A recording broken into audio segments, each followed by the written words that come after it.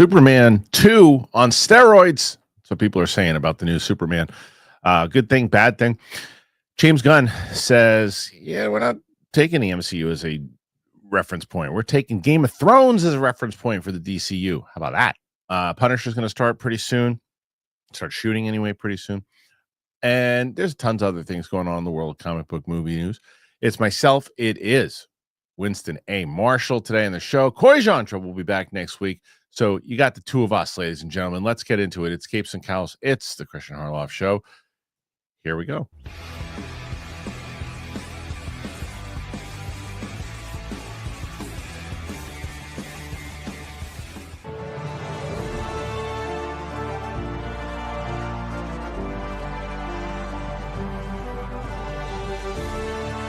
Welcome back, ladies and gentlemen, to the Capes and Cowls Kristian Harloff Show. I really got to talk to Wicked Art about updating that title.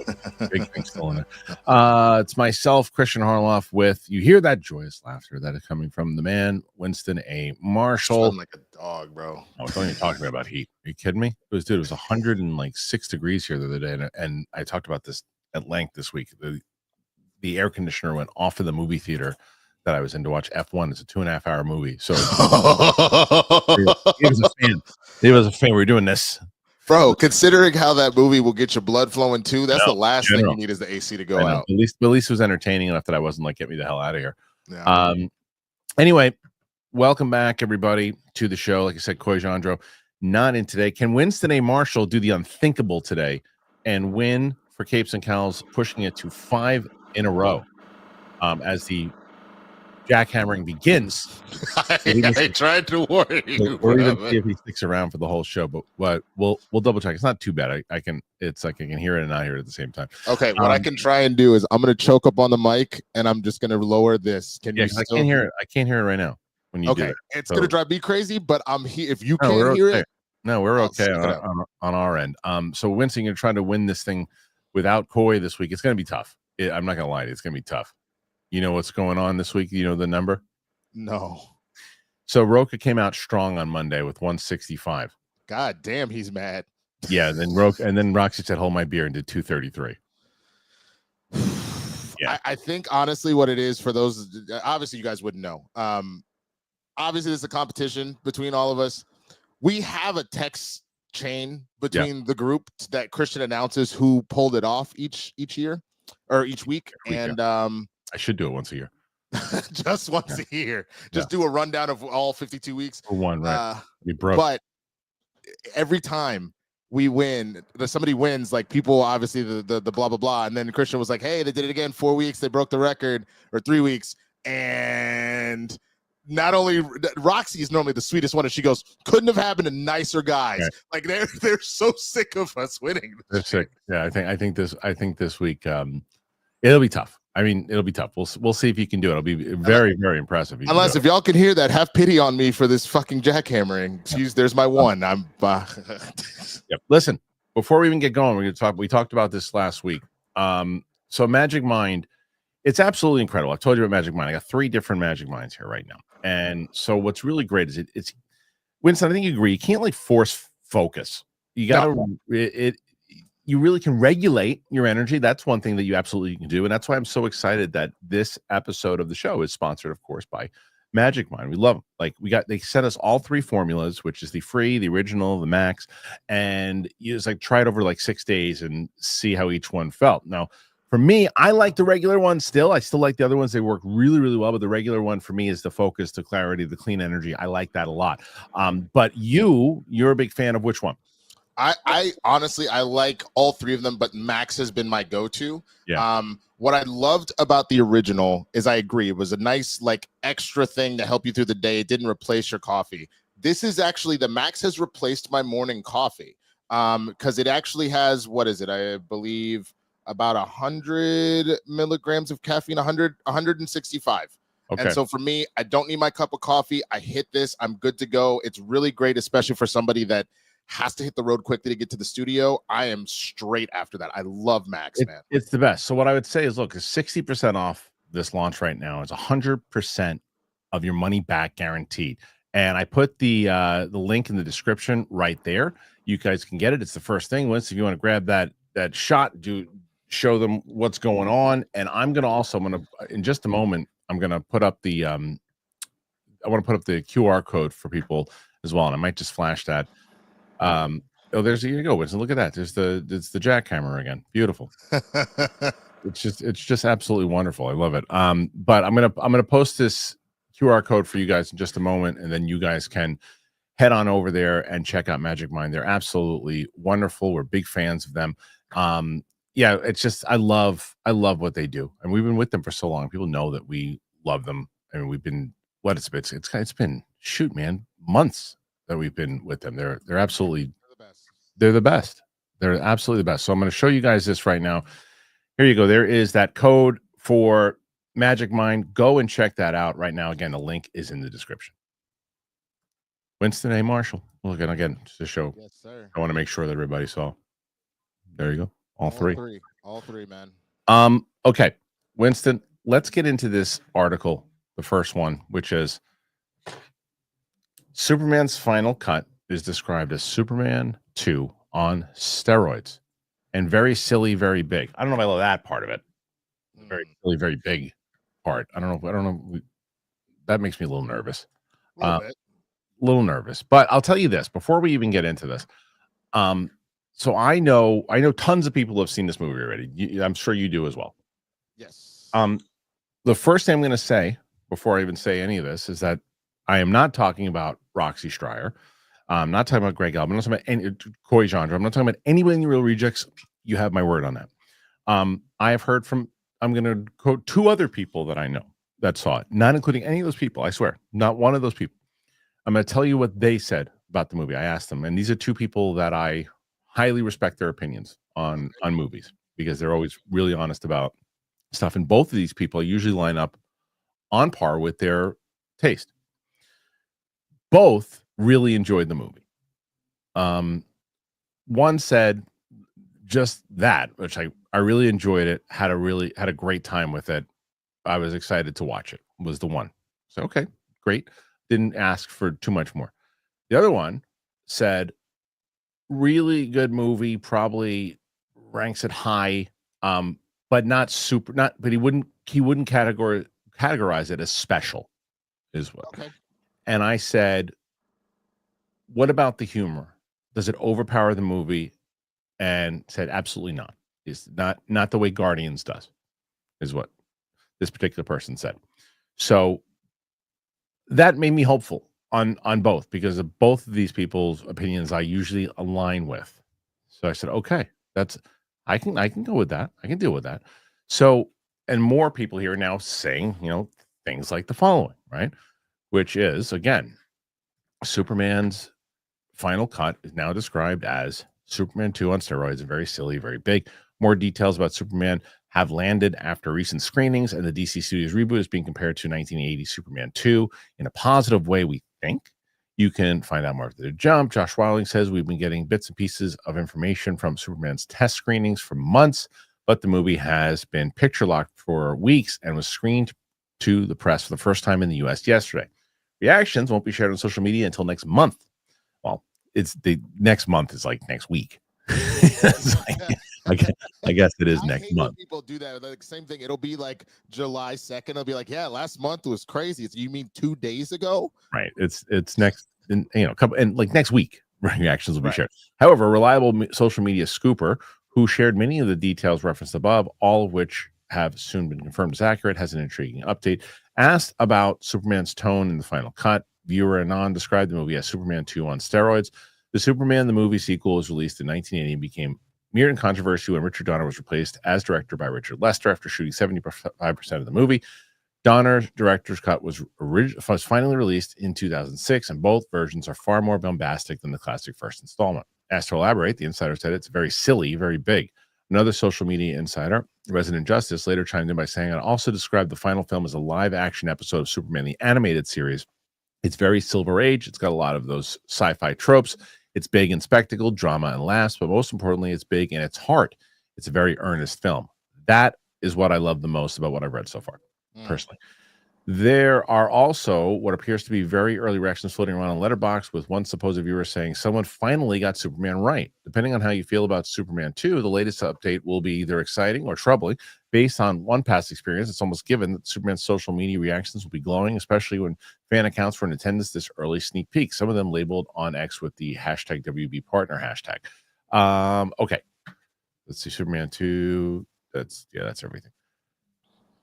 All right, now first I got to address. There's a comment that I get all the time about when we talk about Superman 1 and 2. Yes, okay. Superman 2 is a Richard Donner film. It was like, oh no, Superman 1's the only one he did. No, Soul Justice. No, he did the second one. 75% of the movie that was pretty much edited. They put in reshoots and everything too.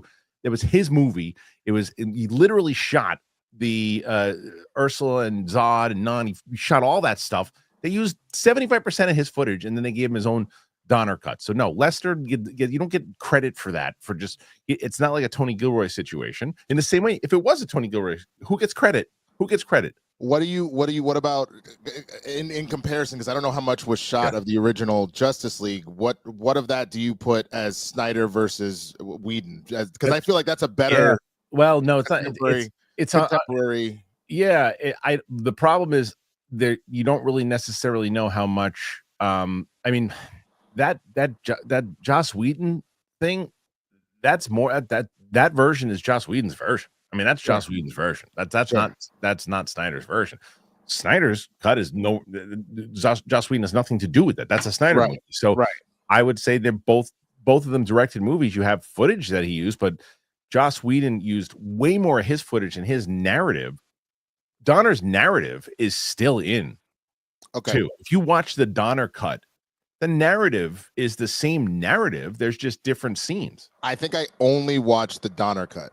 Okay. Because remember, I hadn't seen the original Supermans, and so when I watched it, I only watched the Donner cut. I didn't watch the original release. There's different scenes and everything too, but there's not much of a difference. So yes, Richard Donner is very much as much involved in Superman 2 as he was 1. So when I say the Donner films, I mean the Donner films 1 and 2. He was the one who created and put together that whole narrative. So Soul Justice, as much as I love you, you are wrong, brother. It is absolutely 100% a Donner movie.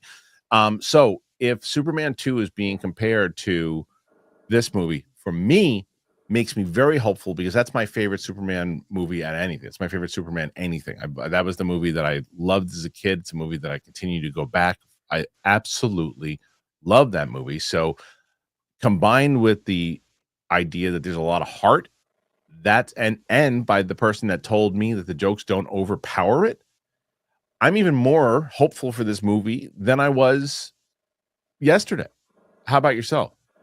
I mean, I have remained excited about this the entire time, so I'm actually very much for what's coming one way or the other. I don't, obviously, where I become a little hesitant just from this is not a jab at comic book movies. This is just kind of how articles are written at this point, because they do come off as a little clickbaity. To say very silly and very big out of context in that way, it feels like you're trying to everybody like you that was potentially worried about this being, oh, it's gone, it's just gonna be jokes and the dogs everywhere and blah blah blah. That's what putting that in the headline reads. And so that does worry me a little bit. But I think about Superman 2, and I even told you this, I preferred Superman 2 over Superman 1 because I felt like Superman 1 at times was a little too campy, like Otis, and I feel like it does get toned down a bit in 2. The only thing in 2 that doesn't make sense, honestly, is the cellophane S. That's the only thing that I didn't even, I've known about that since I was a kid, having not seen the movie, because like Family Guy made fun of how that made no sense. So like that is the only thing about Superman 2 that I would be like, why would we do that? And unless Gunn does that just to be cheeky, I'm that doesn't necessarily bother me per se. Yeah, I am. I'm telling you, like the person that told me that carries a lot of weight with me, you know, about the humor, because it was the first thing I asked, and like, no, it does not overpower it. I was like, great. I was like, that to me, then I'm hopeful, because that particular person felt the same way I did with Guardians 2, that everybody got a joke and it just kind of deflated the story. And the fact that they didn't feel that way about this one, again, I'm excited about it. And it's just, it is. I mean, it seems like everybody and their mother's getting screenings right now. I'm waiting. I was like, I asked the Warner Bros. Rep who've been so great. And I don't want to keep, because I heard there was another screening on like Monday here. And then that the rep was like, I haven't heard anything there. And I'm like, all right, and I literally wrote, I'm going to leave you alone now. And it said, haha. Look, man, I got somebody that works at Warner Brothers, and I've been trying because she takes her husband to stuff all the time, and they both know that this is the stuff that I cover. And she's like, yeah, I myself may get 0+1s. It may just be me where they're doing this in a very particular way of, yes, they're giving these screenings out, but they are also like really tightening things up specifically with this. It's interesting, yeah, because it looks like it just shows you how different the landscape is now. Because I remember when Ellis and I were doing when we first got into the press screenings in like 2010 or something, and they were like, YouTube, like, what? Man, it was hard for us to get in, right, at all, because it was only print critics. It was only like the hoity-toity critics that were kind of getting, and the legit critics who were like, really the well-written. I mean, Alonso Duralde is someone I always heard. I love Alonso, and he's a brilliant critic. And like people like that were like that was the priority for the studios, were those people have to go see this movie first, whatever the movie was in 2010. The social media people are like, what? That's not a thing. YouTube people wasn't. Now those people have priority over those critics, because you see there's a TikTok person got like 2 million views who went to one of these screenings, and I don't take that person's opinion serious at all, but they get into the screenings because they have an audience and they get excited about it and they're promoting it, which makes all the sense in the world. And they should be, honestly, at this point, if it's a marketing thing, they should be. If you want the excitement around it, it makes all the sense in the world, and people shouldn't be bitter about it. That fact, it's just like, that's how it is. It's just how it is. It's marketing. Yeah, I guess I better start learning to do TikTok dances. Yeah, well, I mean, it's not even TikTok dances. It's like people just talking, and getting excited. If you're overly excited about it, and if you have a product, and you're like, okay, look, who do I want to go? I'm gonna invite the critic, who I will eventually invite. I'm gonna probably, and I'll get them into the press screening, like week of the movie. But I want to give early screenings to somebody. Do I want to give it to the critic that might not like it? Or I'm going to give it to the enthusiastic TikTok person whose life is Superman and wants to do anything that they can to see this movie? I'm going to invite the person. I want the excited person to go. All day.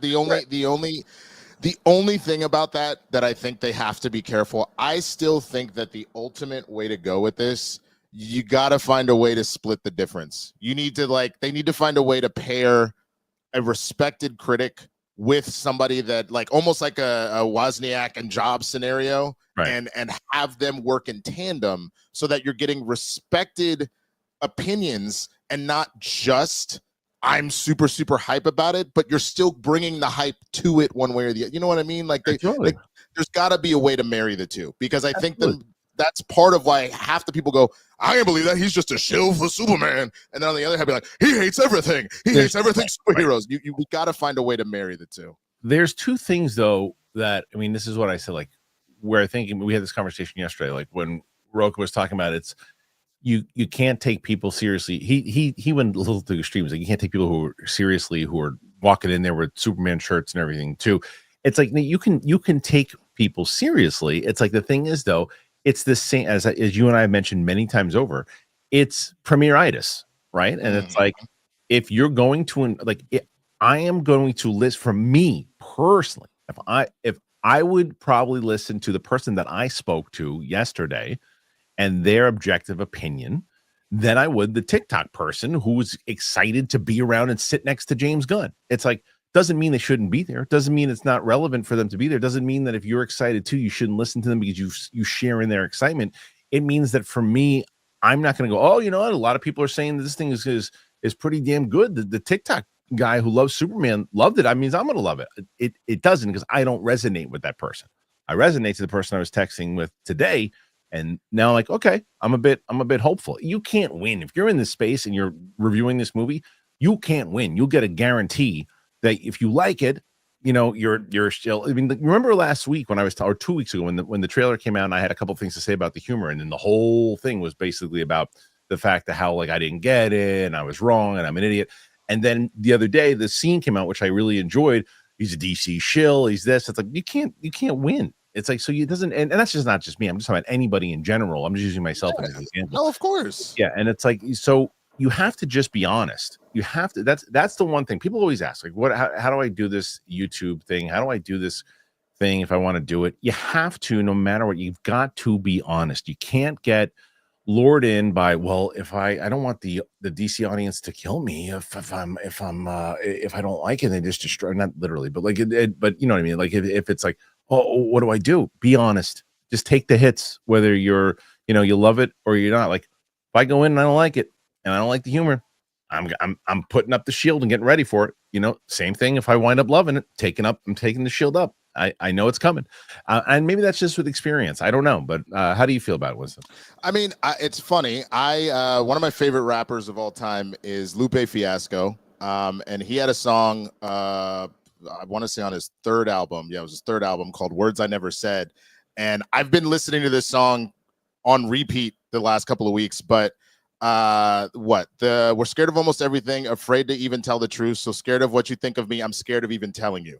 And the truth of the matter is this: we are so afraid of being genuinely honest about things, like loving something, but still being able to criticize it, that a lot of times people do get caught in that trap. So they do end up looking like a Superman shell, or they do end up looking like an absolute hater, versus being honest about, hey, Brave New World, I thought that Anthony Mackie did a great job. I thought Carl Lumley stole the show, but I have a lot of issues with the story. That doesn't mean that I am all of a sudden a Captain America, Sam Wilson hater.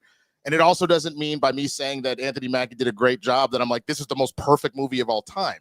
There is a legitimate, honest, nuanced mentality of going at it. So the same thing you were saying about maybe the humor with Superman, with your example, you're being honest that you're like, no, this looks like it's going to be a good movie. That has me a little concerned. Yeah. That is okay. We can have two thoughts at the same time. Right. And that's what I said. And again, like I said, I'm just using myself as an example in general, because like there's, I think that there's going to be tons of people out there, no matter what.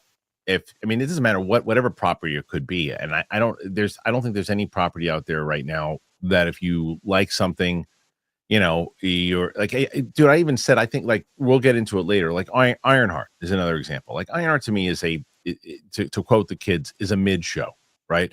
And it's fine. I think it was better than I thought it was going to be. The third episode to me was really good. I thought there's some really good things. I think the crew is not good at all. The crew is not good. But there's a lot of different things that I thought worked. There's a lot of things that didn't. But oh man, you can't even say something's decent. And then I followed it by, I don't think the show's going to do very well. You can't win. And show there's no fandom that you can, if you like the second season of Last of Us, oh my God, there you go. But you like the first season. It's like, you gotta, like I said, you gotta be honest. You gotta just do your thing, and you gotta do as much as I don't like Last Jedi, you gotta do the thing. And that's the honest, the truth of the matter is, and that's the thing. You're right. You need to be able to stand on your own too. I disagree with you on Ironheart. I don't think it's like A+. We'll talk about it. Yeah. But I think that it's fantastic. I'm really loving the show. Okay. I've got issues. I've definitely got issues. Yeah, we'll do a full-on discussion about that in a little bit. Yeah. But all that being said, the reason why, and I know you already know this, is because everything that somebody loves in this world at this point, whether it be a piece of art or media, a sports team, a public figure, a celebrity, whatever it is, because we've gotten to the age of hate pays, you say you love something, 10 haters pop out the woodwork to make fun of you or to talk crap about you or whatever. You say you don't like something, 10 people that love something now become your hater to be like, how dare you say that, instead of listening to what you're saying. Yeah, but I mean, and there are a lot of people. I mean, look, I'll give this audience a lot of credit. I really do. I'll give this audience a lot of credit. Like you see these conversations in this live chat very often where it's like, okay, I don't agree with you, but, and I like that. And I will say this also, and I don't know if people will realize this or not. I took to heart recently, people said to me, as I was the chat, they said, you're paying attention to the negative stuff too much and you're addressing it too much. it gets tiresome, which is not mean. And I look back and I go, you're right. You're 100% right. And I said to myself, and I said to all of you guys, let's not address the nonsense. Let's just not address it, because the audience getting tired, and they're the ones that count. You got to listen to the audience in that side. If they're like, hey, look at us, we're here giving positive stuff, talk about us. And they're right. They're 100% right. And so I hope that the audience has seen that I've been making a conscious effort to do that. And I don't want to sit in the negativity. I don't want to address it. I just bring that up too, because it's relevant to what we're talking about in general with Superman coming up. But that's it. So anyway, I asked the audience, I ask you guys in general, what do you think about all this as Superman? Are you hopeful now? More so? Less so? Put your thoughts in there. Let us know. All right. Look, before we move on, True Classic, man. I've been telling you guys about them all week. I'm really hoping that you guys are taking advantage of this. True Classic is the bomb. I love True Classic. That's how I'm going to start this. I have fallen in love with them. I have so many new things, whether it comes to t-shirts, whether it is sweatpants, things I go to the gym for. I love it. I absolutely love them. At True Classic, the mission goes beyond fit and fabric. It's about helping guys show up with confidence and purpose. The gear fits right, it feels amazing, and it's priced so guys everywhere can step into confidence without stepping out of their budget. What really sets them apart, it's not just about the fit or the fabric, it's the intention behind everything that they do. True Classic was built to make an impact, whether it's helping men show up better in their daily lives, giving back to undeserved communities, or making people laugh with ads that don't take themselves too serious. They lead with purpose. So I have been loving True Classic. I got them. I've got a bunch of things that, again, like I said, shirts, pants, and I told my wife the other day, I said, I don't know if I want to go anywhere else right now. True Classic. I mean, I'm telling you, I went out to go out with some friends. I was wearing this True Classic t-shirt. They fit really nice. They just comfortable. It's good material. I love it. And you don't have to worry about it. Just get rid of the overpriced designer brands. Ditch the disposable fast fashion. True Classic is built for comfort. It's built to last, and it's built to give back. You can grab them anywhere, Target, Costco. You can head to trueclassic.com/Kristian. That's where you really should go, and get hooked up today. You will love it. I have been swearing by it. I'm telling you, this is me telling you straight up. I love this brand. I love True Classic. I really do. Not BSing you. Wore the jeans, wore the stuff to work out in. It's really, really great. Winston, you got to try True Classic, man. They're really awesome. They're really great. The link, go ahead. I said, I'm down. Yeah, the link's in the description. So go and check that out. You're doing good right now, Winston. You got a shot. Yeah. 12. Well, okay, 12. Okay, yeah. 12. Let's go. Just over 220 to What, I need like 15x to pull this off right now? Maybe. You're in trouble. Okay. James Gunn, back to DC, guys. James Gunn, what's he saying? Well, he's talking about inspiration and what is the driving motivation for the DCU. Well, this is what he says. James Gunn says he never looked at the MCU as an example for the DCU. Marvel and DC Comics may both reign supreme in the superhero world, but their core storytelling philosophies set them apart. DC characters are typically portrayed as mythic figures, iconic, near-divine beings who embody grand ideas like truth, justice, and hope. Those heroes often serve as aspirational symbols, showing humanity what it might one day become. Marvel, on the other hand, focuses on characters who are fundamentally human, first, flawed, relatable individuals who happen to possess extraordinary powers. Rather than distant icons, Marvel's heroes face everyday challenges like financial struggles, discrimination, and relationship problems, making their stories more grounded and emotionally resonant. The difference should extend to the film universes for the respective comic book publishers, and despite turning into a household name thanks to his work at Marvel Studios on the Guardians of the Galaxy trilogy, James Gunn has confirmed that he rightfully didn't use the MCU as a template for the DCU. He said instead he used the HBO, Game of Thrones, and Star Wars, the latter of which he quite literally, as Superman reportedly begins the Star Wars-esque opening crawl. Speaking to Omelet, I can go for an omelet. Gunn stated, Game of Thrones, not just the show, but the books, is what we're using as a reference for the DCU. Excuse me. You can see Batman and Wonder Woman banging. I'm just kidding. The DCU is not the MCU. The MCU is kind of our world. It has New York. It has the city, or the city that with superheroes in the middle. The DCU is a different universe, slightly different, slightly transformed. He continued. At the same time, I also draw a lot of inspiration from Star Wars, Game of Thrones, and other things that tell different stories within the same continuity. It's not about telling just one story. Game of Thrones built its reputation on weaving a complex web of separate stories rather than following a single unified narrative. Characters were often scattered across different continents, each with their own goals, conflicts, and alliances. These branching plot lines developed independently for much of the series, occasionally intersecting or converging only after many seasons, creating a sprawling, multifaceted tale rather than a tightly focused main storyline. Based on Gunn's remarks, the DCU appears to be following a structure similar to how comic books operate. Each film will stand on its own, reflecting a specific hero's individual storyline or run while still existing within a shared universe. Over time, these standalone narratives may gradually converge, culminating in larger interconnected crossover events, much like major comic book arcs that unite multiple titles under one main event, or crisis. All right, here's where I'm confused. And you can make me unconfused real quick. So Iron Man 1, Captain America 1, Thor 1, weren't they kind of like their own stories that eventually led to a big event like the Avengers? What's the difference? First of all, mic check, because they've stopped for now. So I can hear you. Okay, great. Just making sure. Yep.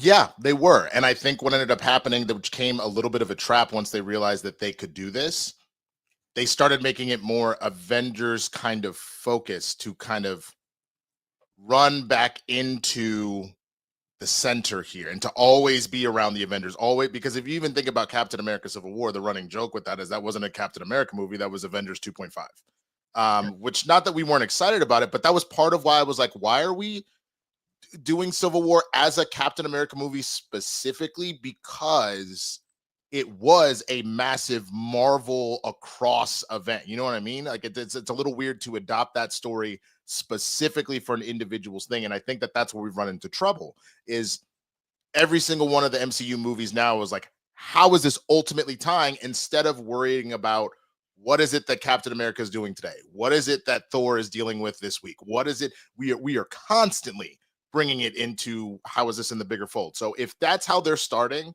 and they're going back to the formula essentially of phase one, and you stick with that, except for when we get to this main point, I think they'll be fine.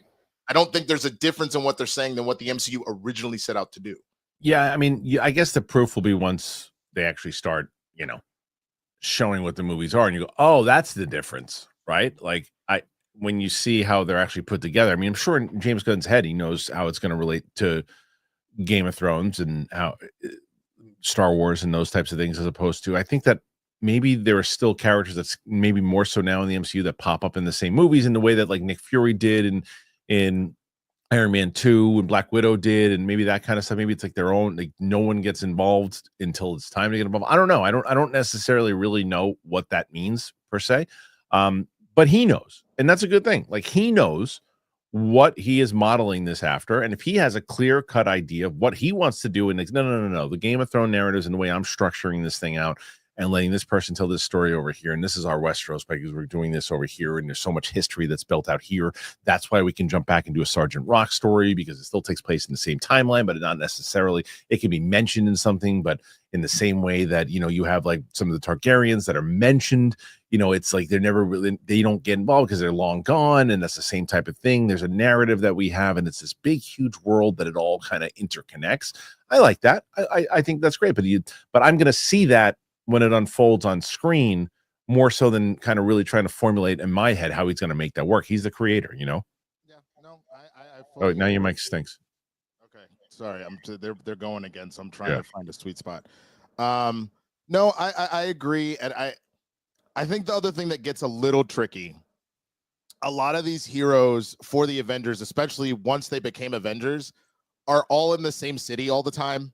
So it also makes it a little hard to be like, well, why didn't Iron Man show up, versus like Batman's in Gotham, Superman's in Metropolis. Not that they couldn't go and visit each other, but they're focused on their own crap. And so I think, again, once the Avengers were fully established that way, they were always rolling with each other.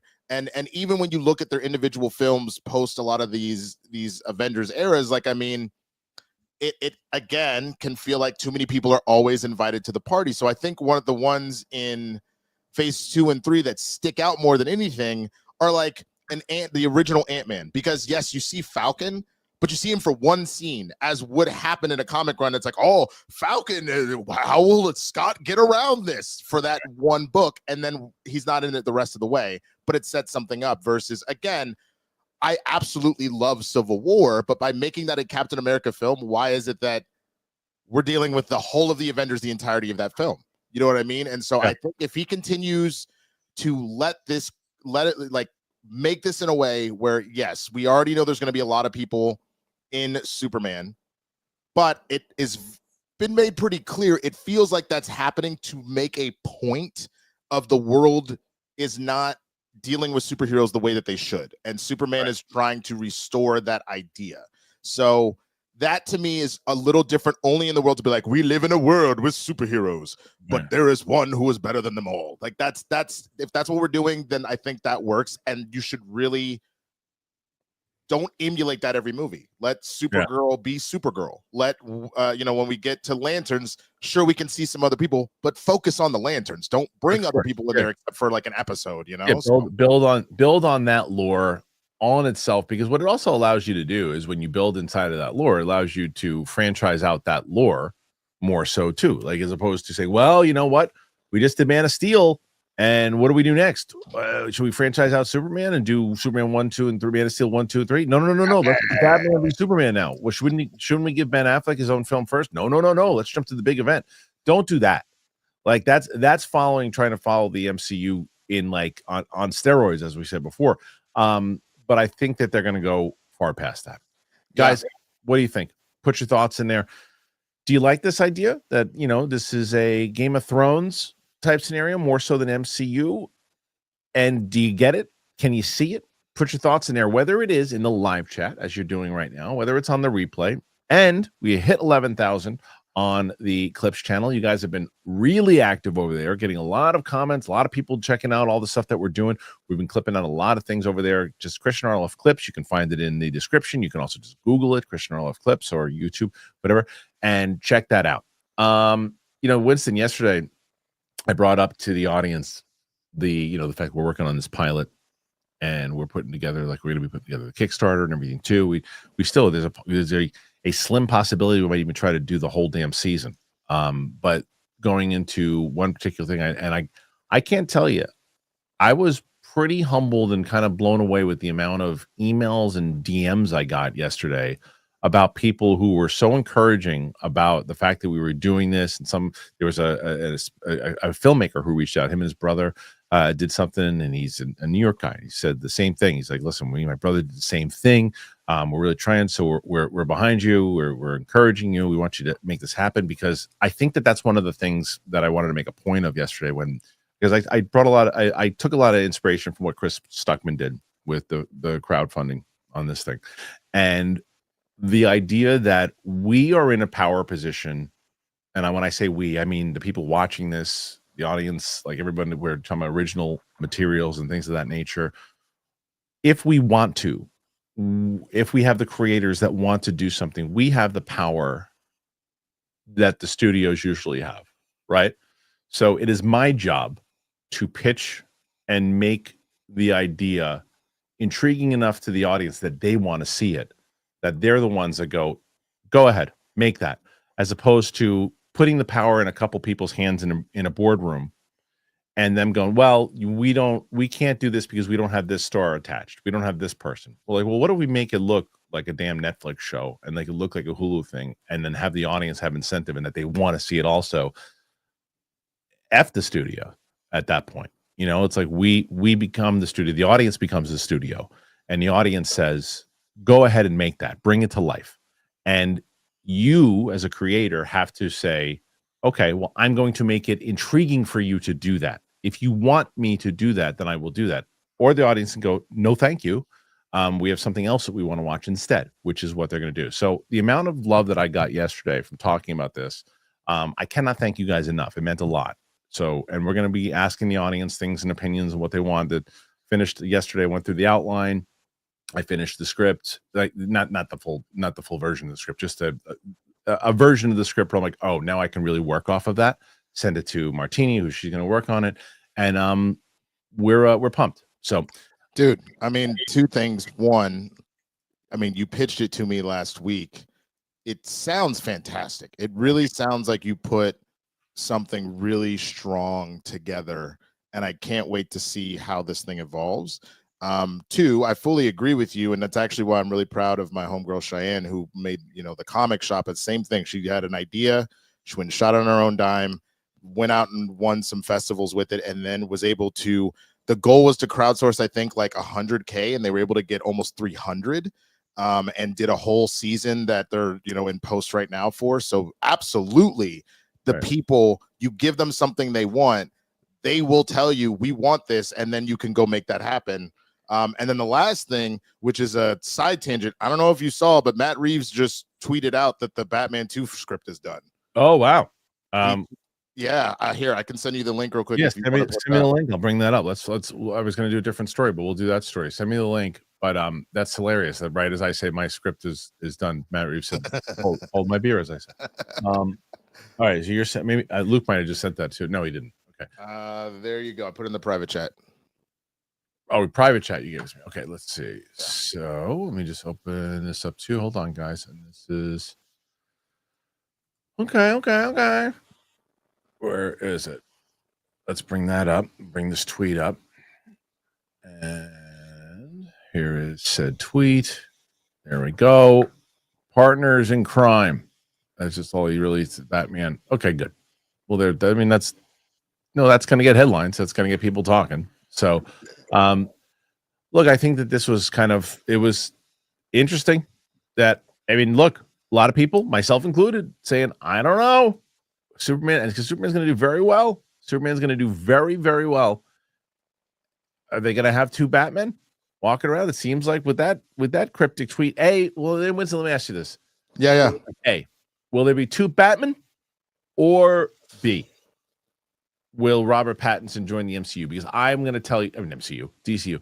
I'm going to tell you that I think that this movie is going to happen now. If you're out there tweeting this with this script, you're one of two things. One, you gotten the okay to do it, or James Gunn's going, oh, F. Which I don't think is happening. I don't think. Not when James Gunn has been a staunch Matt Reeves defender. Yes. I mean, my favorite quote by anybody in entertainment in the last year was James Gunn's being like, yo, how about we get off of Matt Reeves? I thought that was genius. And so there's no doubt in my mind, the first person he called being like, yo, James, we're good. We've got our draft in. We're ready to go. And then they were like, okay, great. Let's do a little pop something. Do you want to do it yourself so that, it's coming out of you? I think that is absolutely the right move. And I would bet all the money I have that he ran this by Gunn first. Of course. I mean, yeah, because they're buddies. You know what I mean? It's like, and like you said, James Gunn is a very big supporter of Matt Reeves, and he knows that the audience is a big supporter of Matt Reeves, right? So, look, if you can make some money off of this thing now, that's probably what they're going to do. I still think it's going to be confusing for audiences if it's too close, but so that was your other question. Do I think Pattinson's going to be in the DCU? I think it will depend on once Gunn has read the script. I don't know if he's already done that one way or the other. And I think it might just depend on what direction they're going with that story. If it's like, is this really going to be super confusing because we're doing X, Y, and Z with this, or do we let it go and go with somebody else? Yeah, I mean, Muschietti's still signed on, but I don't think that's going to happen. It's just, if you have Superman, and we just talked about this whole thing with the DC and how it's doing this Game of Thrones thing, Superman will be involved with the Supergirl aspect of it all. Obviously, Green Lantern is a bit tied into it, and then the Lantern show will happen. Wonder Woman will come out next. So if you can get Matt Reeves' Batman out within, the next year and a half or so, you could hold off on the DCU Batman for another 2.5, 3 years which is still it's a long time, but you're essentially playing the end game. You're the long game, I should say, rather. And if you do that, plus it's like, look, we're taking our time. We're building this thing out. We've got Superman, we got Supergirl, we're doing this Wonder Woman movie now. Matt Reeves is finishing up his trilogy off to the side, the same way that the Joker did, and then we're going to bring him in. And it's like, okay, let's see, because I could be 100% wrong that the audience might actually, I could be right and wrong at the same time. The audience, the mainstream audience, could be confused about two Batman, but the second part of that is they might not give a crap. That is more my thought, is right. They might not give a crap. I also think, because like here's the thing that I'm trying to think of a modern example of where this happened, and the one that pops to mind immediately is Quicksilver. And so you obviously had Fox Quicksilver and you had Avengers Quicksilver. Now, mind you, Avengers Quicksilver lasted what, a movie? So versus the Fox one continued to go. So there's also a world where maybe part of why the Batman 2 took so long is James goes, okay, we're not going to cancel your ish. Obviously, it made a lot of money. It's very good. I got your back, etc. But also, I need to kind of start my Batman story. So it's no longer a trilogy.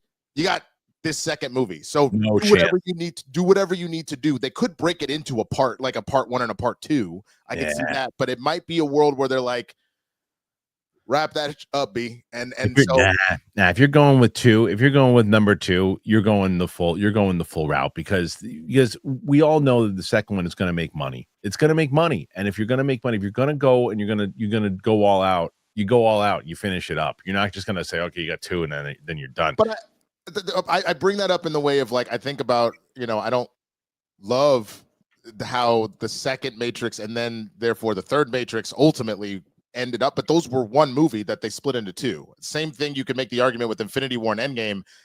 Nobody was going to sit through a 6-hour movie, but that was one movie that they just broke into 2.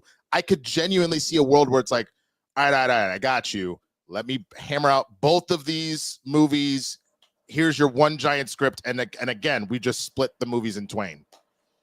Yeah, I will agree to disagree on that one. I think that if there's going to be if they give him the second movie, he's getting the third. And I think it'll end with a cliffhanger. It was always meant to be a trilogy. I think it's going to be a trilogy. I think James Gunn goes all in on it. And you just hope that the audience, you got to establish your Batman in the DCU in a very different way. And you got to establish him kind of big. And you got to just hope, like I said, yeah, the audience goes, wait, there's 2 Batman? And then their nerdy friend says, yeah, but actually it's this. Oh, okay, cool. That's really where, yes, you can, the audience, I still will stand by. I think the audience will be confused, but the other question will be, will it matter is the main question. The other thing that helps, I know that obviously time will age people, but the idea is that we had year 2 Batman in the Batman, and I think this next one is supposed to be like year 3 or 4, something like that. It's not that far off. So all that being said, we already talked about the Batman that has Damian is supposed to be older. So the other thing might work in there, if they stick with that storyline, the one thing that would make that easier is, okay, well, that's young Batman. That's a separate side story versus this. Versus if they're the same age, then I can see people maybe being a little bit. Well, yeah, but then you'd have to get actually to that point. You would actually have to then get rid of that older Batman because Pattinson ain't going to be young. He's 40 years old. He ain't gonna be young by the time they might have to continue to age him down if you're keeping him on the younger end of things. Or you're writing a different story now, and then you age down the Batman that in the DCU, and you go with the younger 32, 33-year-old Batman. So the fact of the matter is, Matt Reeves said, "Shush! Here's my script. It's done. I turned it in. Stop talking about it, or talk about it more, but talk about it positively." And that's what just happened. So Matt Reeves turns in his script. What say you? I want to see this conversation. I want to see it in the Clips channel. I want to see it in the live chat. I want to see it on the replay. What does this mean for the DCU in general? Have a healthy debate. Let's do it. All right. So we mentioned earlier, when talking about Ironheart, poll and a spoiler discussion. I'm not going to go too much into detail on the spoiler thing. I'm just going to go into the fact that Ironheart premiered on Disney Plus, and within its first 3 episodes, the reviews have been mixed to positive. But we want to know what the readers think of the series. Marvel latest Disney Plus series Ironheart debuted with its first 3 episodes earlier this week. Initial reactions were definitely leaning positive. Full reviews have been more mixed, and the show has seemed to settle with a so-so 69% based on 55, which I think is fair. I think 69 to 70% is a fair rating for this show. There was never really much hype behind it. Riri really simple wasn't a Marvel Comics character the majority of fans had been clamoring to see get her own series. A muted response to her debut in Wakanda Forever didn't help, nor did the trailers that were released. While it's fair to say the anticipation for Ironheart wasn't exactly through the roof, the premiere does seem to have made a few converts. At the very least, a lot of viewers are curious to see what will happen next after the closing moments, episode 3. That I agree with. And the tease of a major debut is sure to generate interest in the back half of the season. So I'm not going to go to the spoiler stuff there because I don't know how many people have seen this, but yeah, my thoughts on it, Winston, were this, because when we saw, because Sam and I literally watched Black Panther, and then her and I watched episodes 1 through 3 of Ironheart. And I feel the same way. Damn. What's that? What? That long day, is it? Well, no, no, we didn't do it in the same day, but okay. No. We had Wakanda Forever is like what, 240? So then like 3 45-minute episodes. I was like, damn, that's a lot. No, we didn't do it on the same day. We did it. It was within a couple of days, but it was enough to where Riri was still fresh in Sam's mind. And as I like, my stance on Black Panther, so the situation Ryan Coogler was in for that movie, I think was an accomplishment all in itself. I think that there's some things that really work. Overall, I thought it was a fine movie. Sam loved it. It's like one of her favorite movies in the entire MCU. She loved it. She loved it. But she also agreed that Riri was kind of forced in there, right? And I think that I still feel after watching again, she was definitely forced to promote this show that was announced in 2022. So going into the show, I was like, let's see what we got. And I think she's much better in this. And she was bad in Wakanda Forever. I think she's given more justice in this show. You learn more about her in this show and her relationship that she's got with her suit, the AI, or her Jarvis, if you will. Best part of the whole show, right? All in Ironheart, really good. It takes a while to get going. By the time you get to the 3rd episode, the 3rd episode is the best episode, and there's a reason why they release all 3 at the same time. I think I disagree with critics who think that Anthony Ramos isn't good. I actually think he is good. I think him and the guy who plays his cousin are really good. I think everyone on that crew, as far as characters, should be fired. It's the worst crew that you could ever hire. They are the worst, and they are not intimidating. The fighters don't seem like they're tough at all. The jokester would be bombing at a 6 o'clock comedy store spot, and what do you call him, the jokester? The clownfish, what the hell's her name? Clown, bomber, clown. None of her jokes, they all thudded on the floor like it just landed, like you could hear pin drops. Horrible. And there's some stuff that just doesn't work. There's some stuff that's dull. There's some stuff that works. But like I said, I went by the end of the 3rd episode. I went, it's not too bad. It's fine. I agreed with that part of the article. I want to see where it goes. That being said, I'm not surprised that the show's not going to do very well as far as ratings go, and you're not going to see a part 2 of it. I don't think there will be a part 2, but I also don't necessarily agree that it won't do well, but I don't think it's going to be for the reasons that we think. I think what's happening right now, because we also just the era that we're in, I think fresh off of Sinners, knowing that Ryan Coogler is a part of it, I think all of the controversy back and forth with Caitlin Clark and Angel Reese, I think there's like a lot of stuff going on. The word of mouth is building. And I'm actually starting to see a lot of Black women specifically who I know don't mess with nerdy stuff at all of a sudden being like, oh, what's this Ironheart show? Oh, and they're starting to. I don't think it's going to happen until it'll be a little bit like probably just based off of how things are moving and the word of mouth. I think it's going to take a couple of weeks. But I think when it's all said and done, it's not going to be some mega blockbuster or whatever. But I do think the numbers will actually be pretty decent when it's all said and done, because the show overall is pretty good, and I am seeing that movement slowly start to happen a little bit.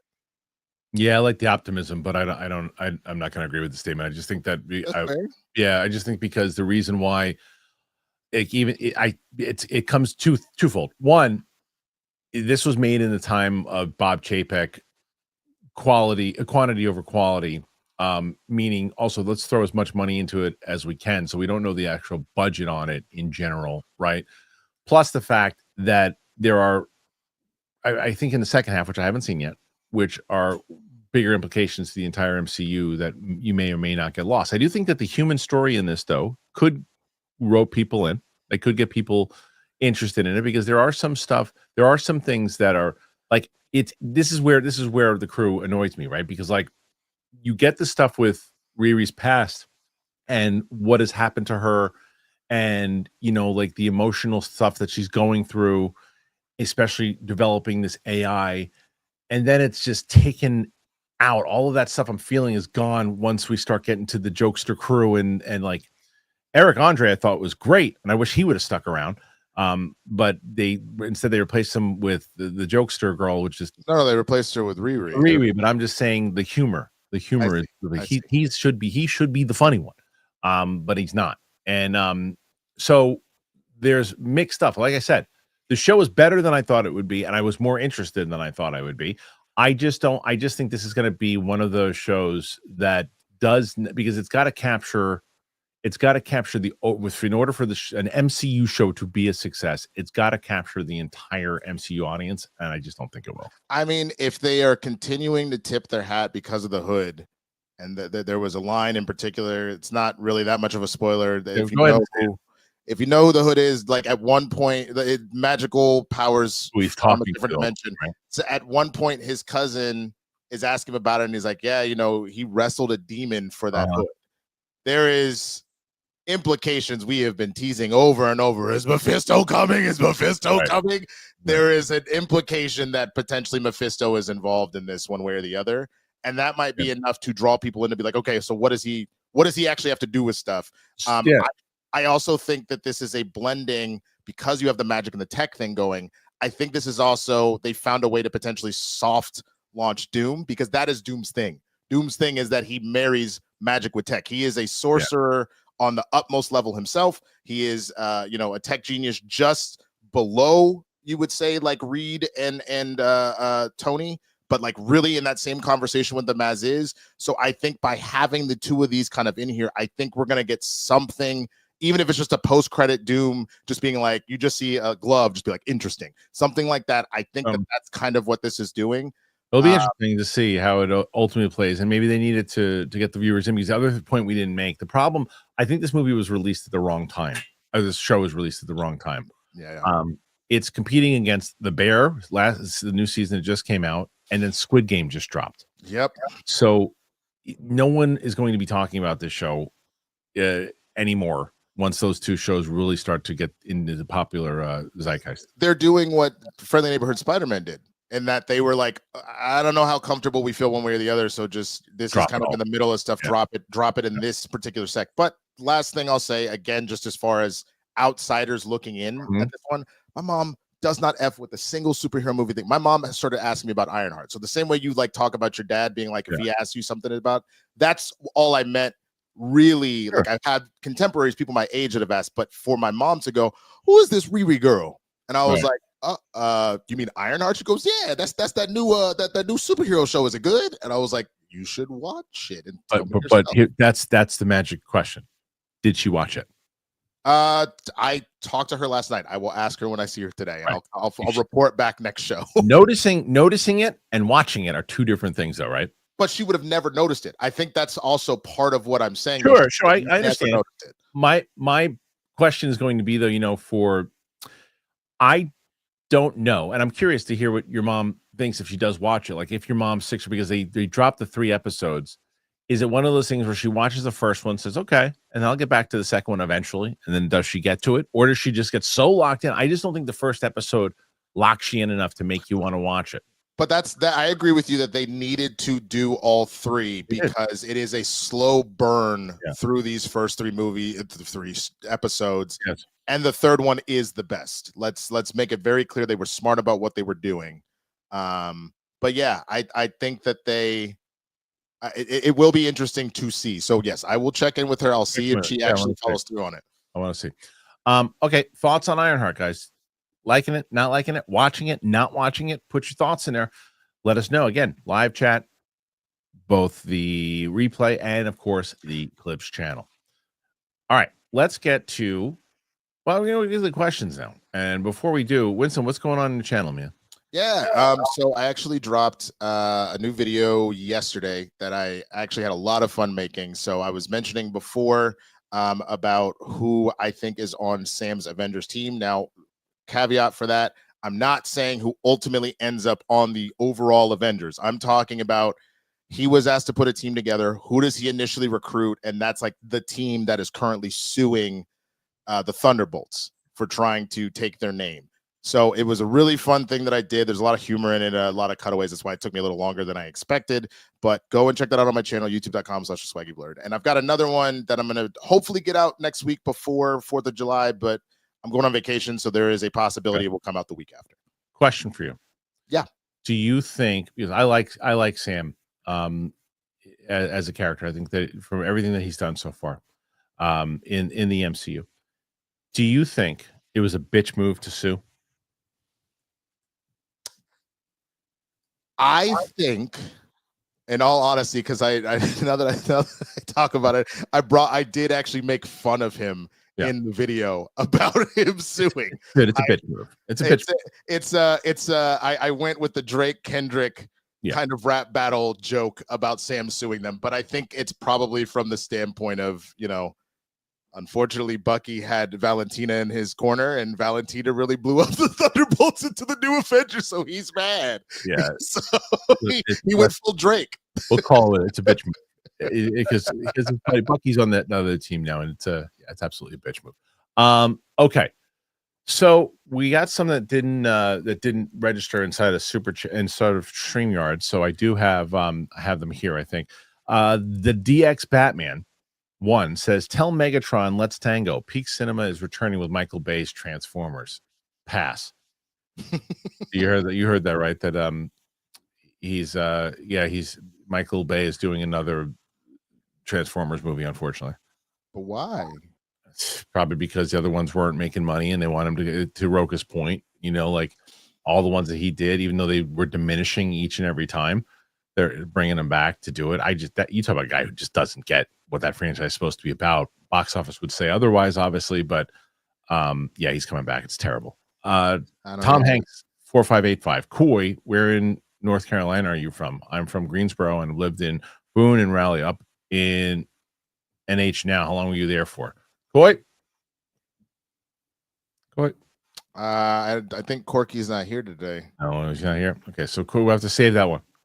Coy is not here today. Now, people were wondering why Coy wasn't on the show today. He was already. He told us last week that he was kind of pre-booked, and with I think the Rejects already had him locked in to do something this week. So, Connor Mullis, oh boy, it's Corky and Wilson. Here we go. Well, just Wilson. Sorry. Connor also says, Kristian, what did you do to Corky? We told him we didn't want his redheaded ass. Connor Mullis, on a serious note, not going to say much, but I recently just had a huge legal victory. Nice. And we'll be getting a big check. Nice. Cheers, guys. Good for you. I have a big check. Shit. Yeah. All right. Did you sue the Avengers?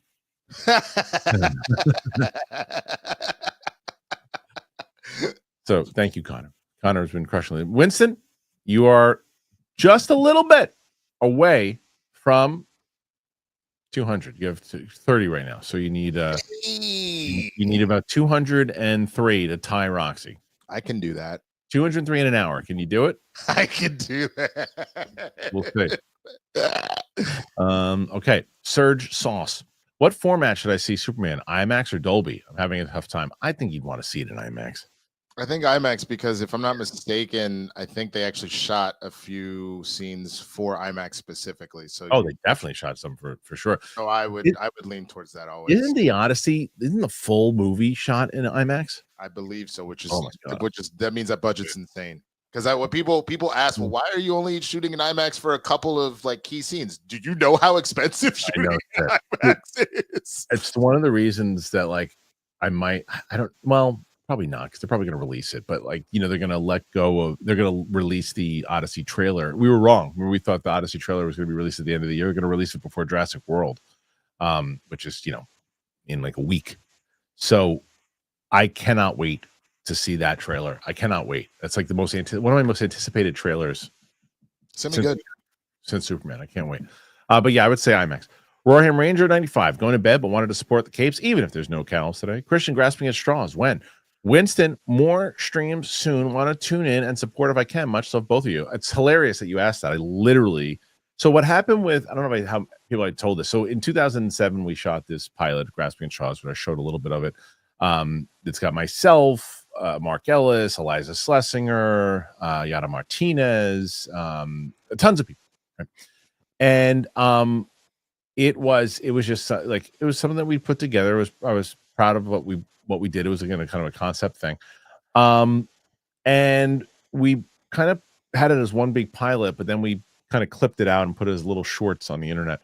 And I didn't have a full version of it. I couldn't find a full version anywhere. So, and I definitely didn't have it digitized. Ken Knapsack actually sent me today the full digitized version of it, and send it sitting in my email right now. So I think what I'm going to do first, I'm just going to edit a couple little things on it, and then I'm going to make it a members and Patreon exclusive, like first, and then put it out on the channel, I think. But we're definitely, it's going to live as an exclusive for a little bit. Roarham, thank you, and much love for both of us. I really appreciate that. But yes, Grasping Show is coming very soon to the member stream. You guys will see it, and it'll be accessible to all members and all patrons, not just at one level. GSAR and Ned. Well, I thought it was GoPal. I just got around to watching Argyle over the course of 3 nights because I was pulled away on various things. I thought it was fun. Oh, I thought it was. I still haven't seen it. It's not good. I'm glad that you thought it. It's not. I like Matthew Vaughn, but I really like Matthew Vaughn. It's a bad movie. And the end is absolutely ridiculous. So so you say don't bother. I don't think you would like it. Okay. I don't think you would like it. I think that I never say don't bother, because it's a matter of you. My question is if you're at all interested, because I've seen not just you, other people. Like I remember you and Rocha and RB3 were having a conversation about some movie. I can't remember what it was. And then RB3 said, well, it's terrible. And I see a lot of other people say it was good. And he said it was terrible. And well, I guess I won't see it then. I'd never recommend that point of view, because even if you agree with RB3, 98% of the time, what if this was part of that 2% and you missed out on a movie? If you were interested in it, if you weren't interested in the first place, who cares? But if you were interested, I never say, well, because that person said it was, and even if I agree with them, I always say, like, for people who watch this channel, if I go in and out of the theater reaction and it's a movie that you really want to see, and I come out and I go, it stinks, you can go in disappointed because you usually agree with me, but I wouldn't tell you not to see it. I tell you to go think for yourself and see it if you like it. But you can go, damn it, I usually line up with this guy. And then you can go, look, it's one of those times I don't agree with you, man. You know?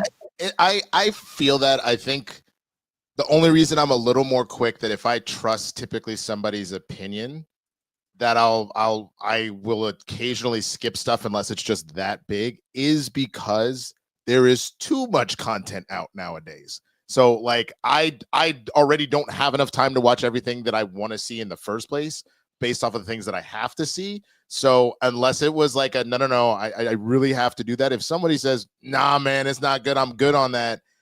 And I had heard enough of people kind of saying that, then I was like, all right, I think I can pass. You know what I mean? That's more where my mind goes. But I hear you. I agree. I think everybody should form their own opinions. Yeah, if you're interested. If you're, like you said, if you weren't interested in the movie in the first place, you're like, I was kind of curious about it, but enough people told me it's the farts that I don't care anymore, then that's one. It's like, I was kind of on the fence with this movie, and then everybody that I usually talk to says don't see it, then I probably won't. But but like that's more my mentality. Like if Bruce Springsteen, example, the movie, if I saw a bunch of reactions come out on people, all that I like, saying this movie stinks, Jeremy Allen White is the wrong guy for this movie stinks, there's no world where I'm not seeing that movie. There's no world.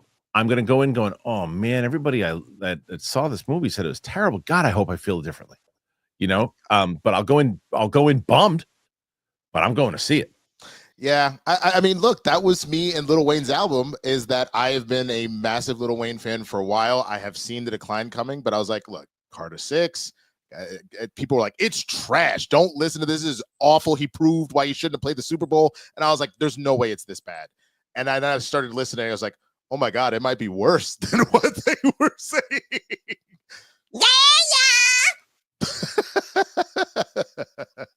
Nice, Big Balls. Thanks, Big Balls. He had to come in. He's been wanting to do that for a long time. So now, Gopal, he's changed his name on me. It messed me up. I'm surprised none of the various twists in Argyle got spoiled, so that was nice. But I can see where I'd have been pissed if I paid money to see it. Well, here's the thing. I don't think anybody saw it, so don't worry about the fact that they didn't spoil it for you. Because only enough people saw it. It wasn't a big point of conversation, unfortunately. Gopal comes in and gifts 5 memberships. Thank you. Good time again. Real good time. Like I said, you're going to get the Grasping at Straws pilot.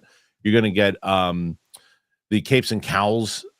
You'll get the Capes and Cowls thing when we finally do it. You guys will get that first, but you can get the entire comic book. If you're, especially for any members that just got gifted, make sure you go read that entire Capes and Cowls run.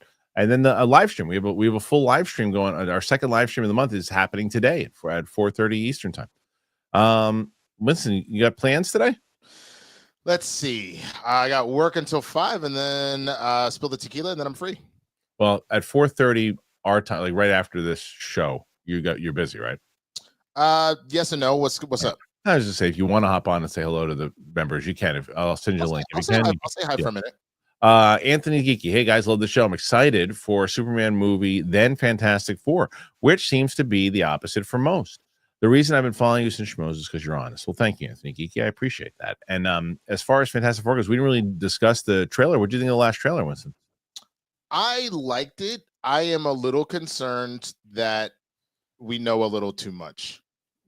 I think it's possible that that's my nerd brain doing that, but there's I think I know where this story is going to go already. And so again, that might just be because I know too much about the Fantastic Four in Galactus.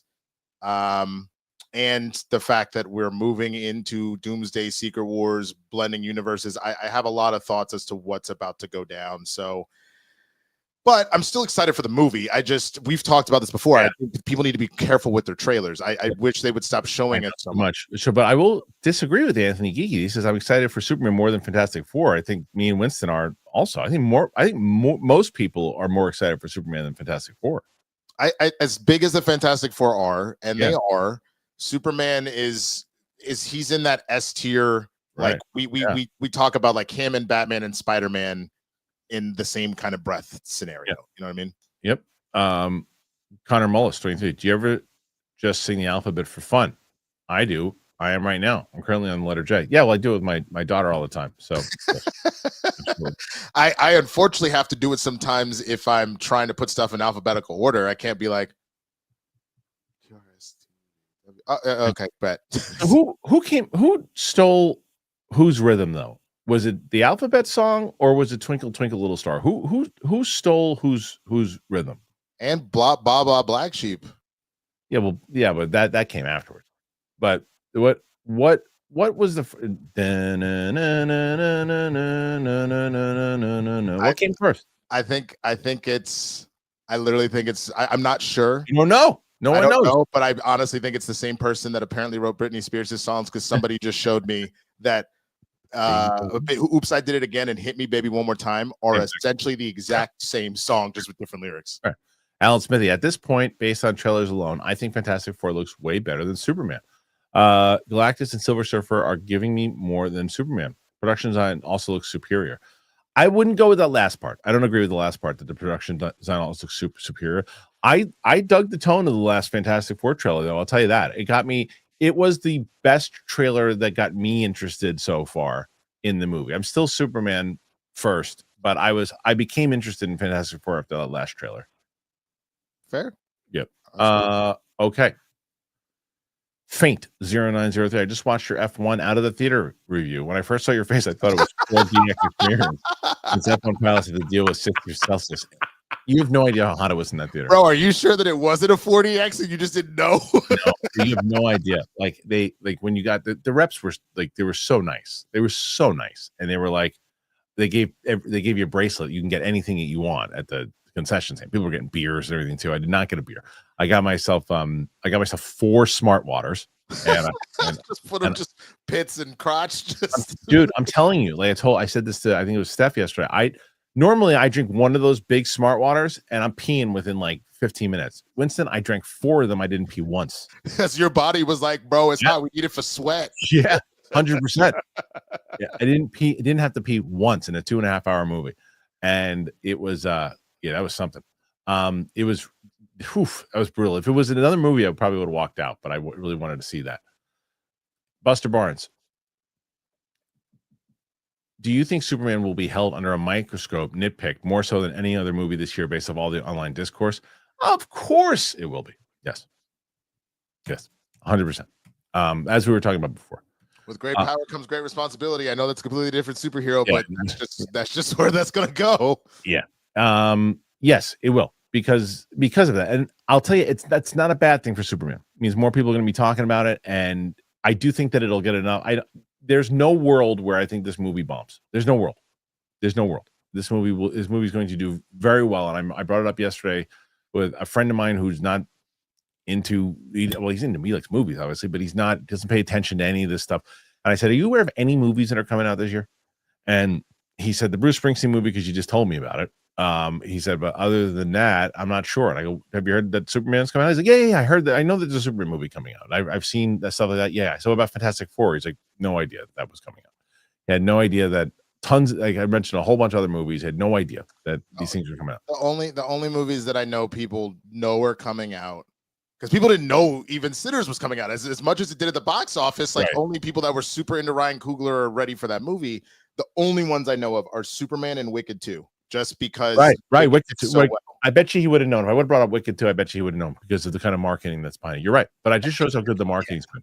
Well, not just the marketing, but the fact that we knew the sequel was coming out the very next year. Yeah, and marketing though. The Shay Markel just watched Stallone's racing movie Driven. I don't know if I've ever seen that movie. In preparation for my F1, I've seen 0 trailers. Good. Walking in Blind feels super fun. It's one of my favorite things. I don't think, and I know so. I did not see a single trailer for F1.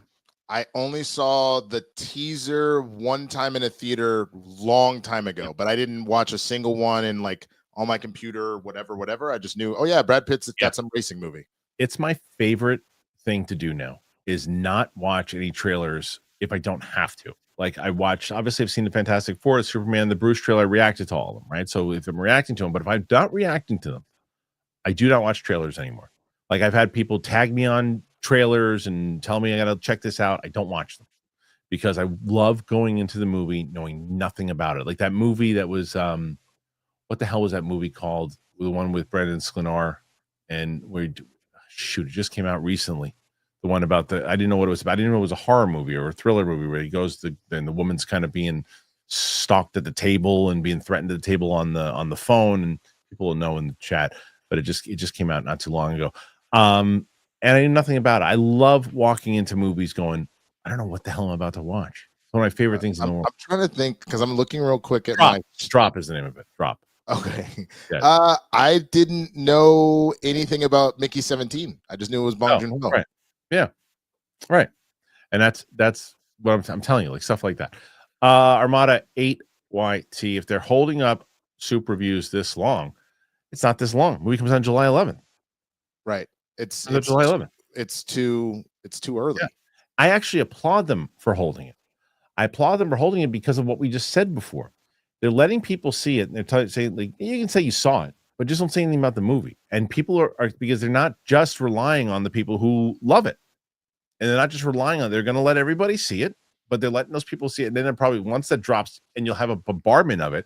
But they're not holding it for that long, unless if the review embargo drops on July 10th, well, that's a problem.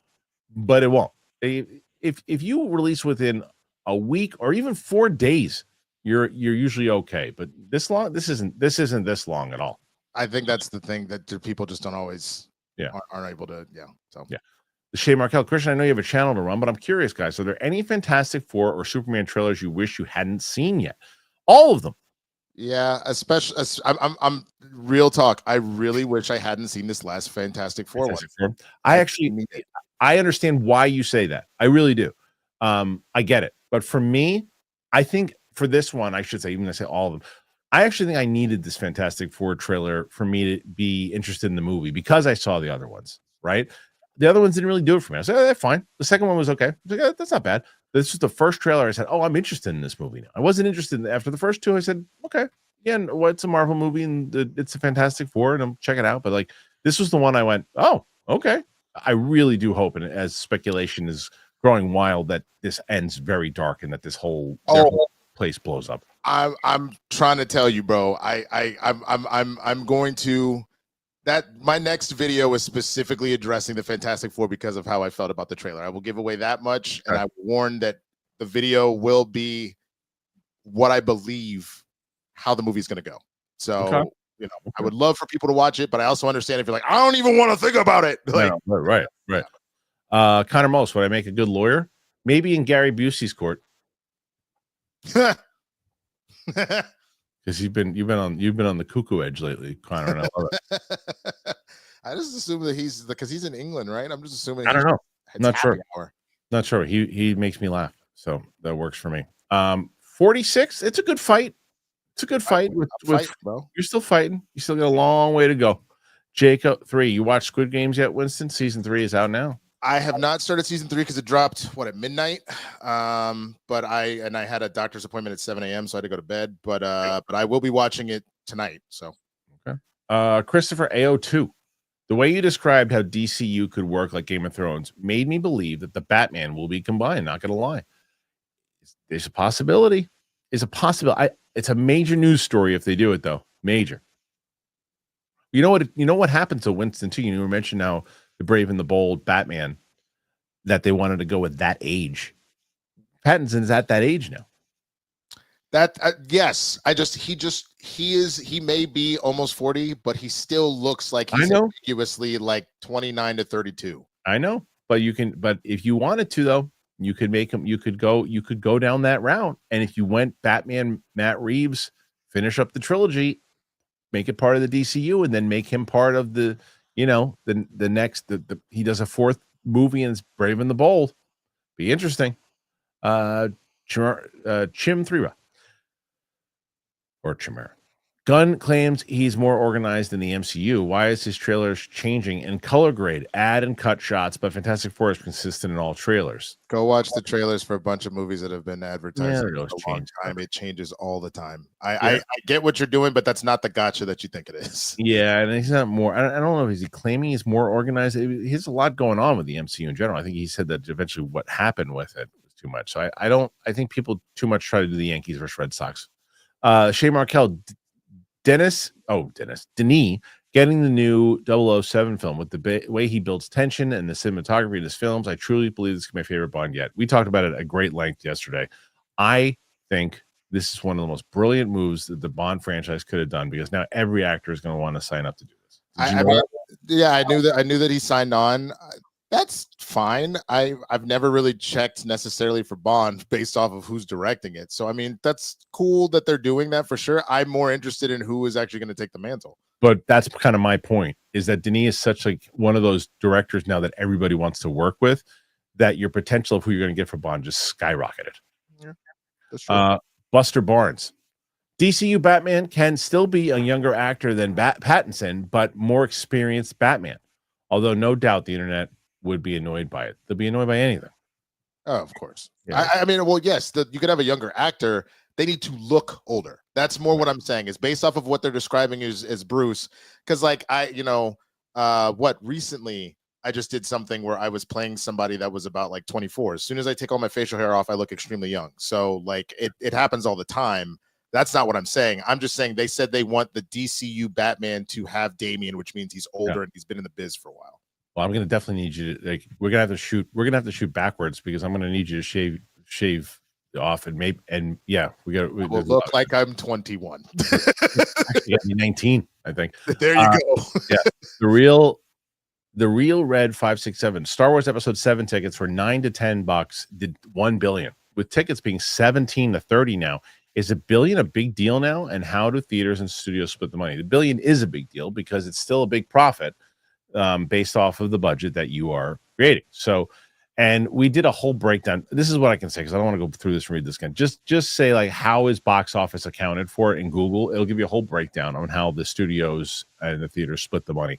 But it is a big deal still. Yes, it's maybe a little bit less of a deal, a little, in considering what you just said. It's like a $7 to $10 difference each one, each ticket, which is in the grand scheme of things a lot when you put together all those tickets, but it's still $1 billion. If their budget is $800 million, then no, $1 billion is not a big deal. Your budget is $300 million. Yes, $1 billion is a big deal. You can also remember they do calculate that for inflation. So like you can go and look that up too, and it'll be like, okay, so then fine, Superman hits exactly $1 billion, and right now Star Wars is episode 7 was what, at like 1.3, with inflation is probably 1.5. So that's still a lot of money, but like you see how they're still pretty close to each other in that regard. So yeah, it still matters. Anthony, anything geeky. I want Robin or Nightwing. I understand others may not, but I think his character deserves a real chance. I agree. I agree too. I don't think others. I think a lot of people feel that way. Dick Grayson really never got a chance. All we got was the Chris O'Donnell version, and it just got a little too cartoonish. The freaking clothes scene. To this day, the worst. Like, no. It's Bruce and Dick fighting over Poison Ivy and the back credit card, bro. Oh god, so bad.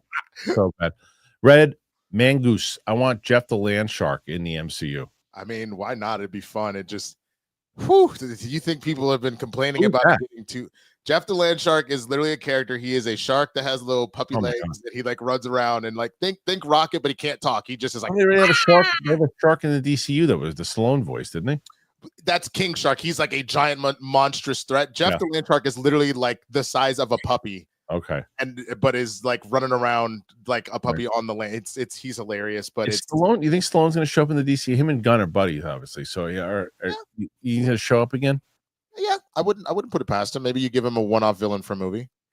Armada 8 YT. Taron Egerton new show Smoke is now on Apple. Anything Apple right now, give a shot. Apple is just crushing. They don't miss, bro. They're crushing. And again, F1 Apple.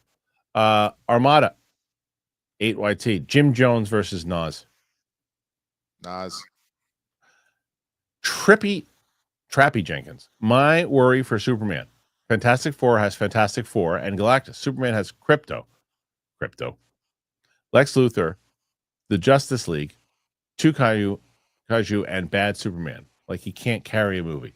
Wait first. You got to see what they said in those thoughts. Emotion. You got to look at the emotion. I mean, okay. Let me also clarify really quick about Civil War, because what I said, first of all, shout out to Trappy Jenkins. I don't remember where I saw Trappy at, but I saw Trappy randomly out in LA, and he was like, "Oh, I'm Trappy Jenkins. What's up, Winston?" I was like, "Oh, what up?" When I was saying about Civil War, it was too Avengers focused. I still do think that there was a little bit much there, but the story was about Steve trying to protect Buck, but also deal with his other best friend now, and Tony, who's flipping out on him, right? Right. I think, again, if you come into this where, all right, we got the Justice Gang or whatever they're calling themselves, being run by Maxwell Lord, and then Lex Luthor's up to no good. They're there, but I honestly think that Superman really is just going to be a juxtaposition. So the noise is going to get cut out about that. And we're talking to his parents, and he's like, "You got to be a better hero, Clark. Like, you got to be this, you got to be that." And it's going to focus on him, but they are around. I genuinely think they will be on screen maybe 20 to 25% of the time while he's there, the 90%. Fair enough. Timbino 21. What type of movie should Kaczynski direct next? He's already directed one. He's directing the UFO movie. He's directing the one with David Grush as a consultant, which is thank you. Thank you. He's one of those. He's this to me could be. It's one of my most anticipated movies. So that's his next one, and that's another Apple movie. 11th Club fan. This is why they keep changing this. They're changing it up. Mike Joyce. You wake up tomorrow and you Freaky Friday into each other's lives. What's the first major mistake each of you makes in the other person's day?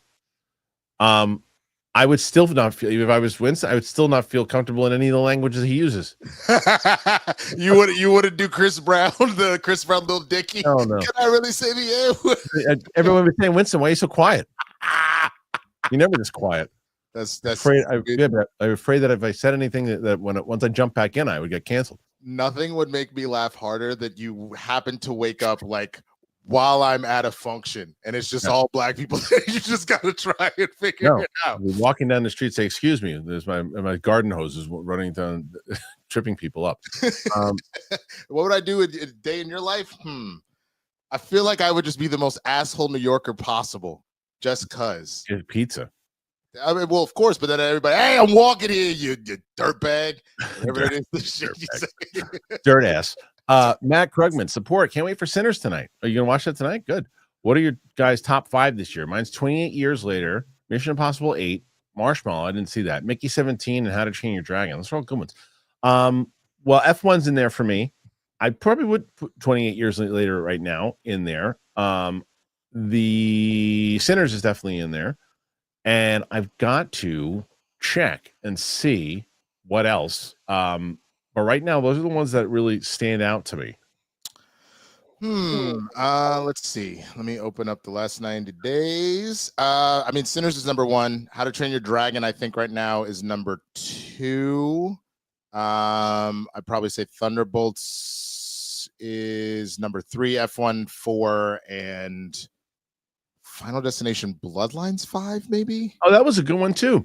Yeah, that was a good one too. Like I actually finally saw that one, and that right now, I mean, it will get bumped out, but I would put that in there in my top 10 right now, the ones that I've seen.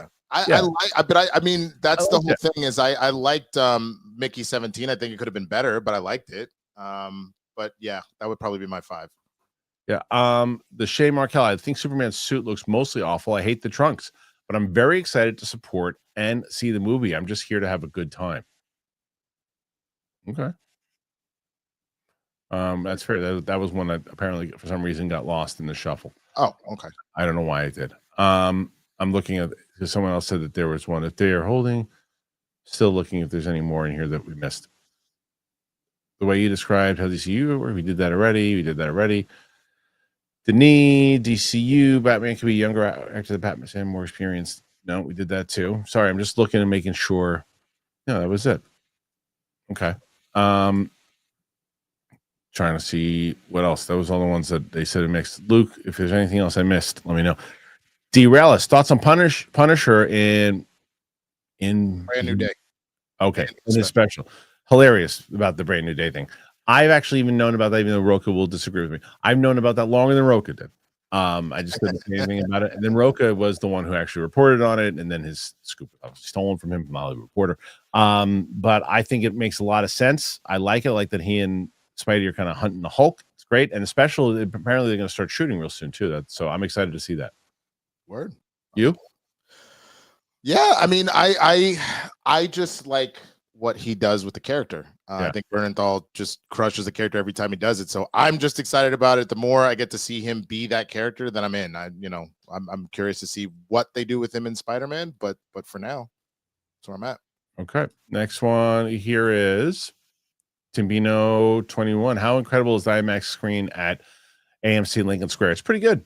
It's a really good one. I mean, I go there fairly often, where those are the ones. It's usually Lincoln Square is the one that probably screens the most. The screeners have been going to the most. That one, the Times Square one, AMC, and then for Regal, it's the one in Union Square. Those are the ones I've been going to.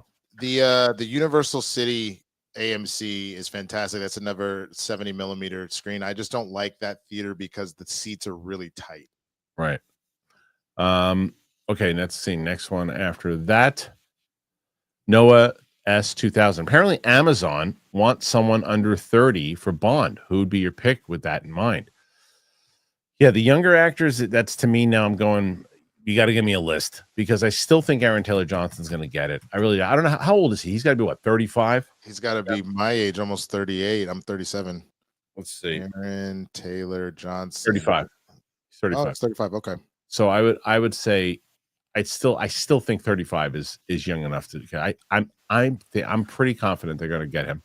I guess the question is they're trying to figure out how long are they planning on running with this person as Bond. Also, the idea that those movies just don't come out with the speed of other ones. So if you're trying to take your time with this one particular actor,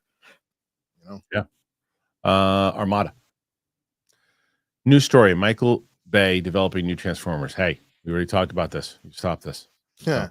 Trey Porter. I saw F1 yesterday with my mom. The movie kicked ass.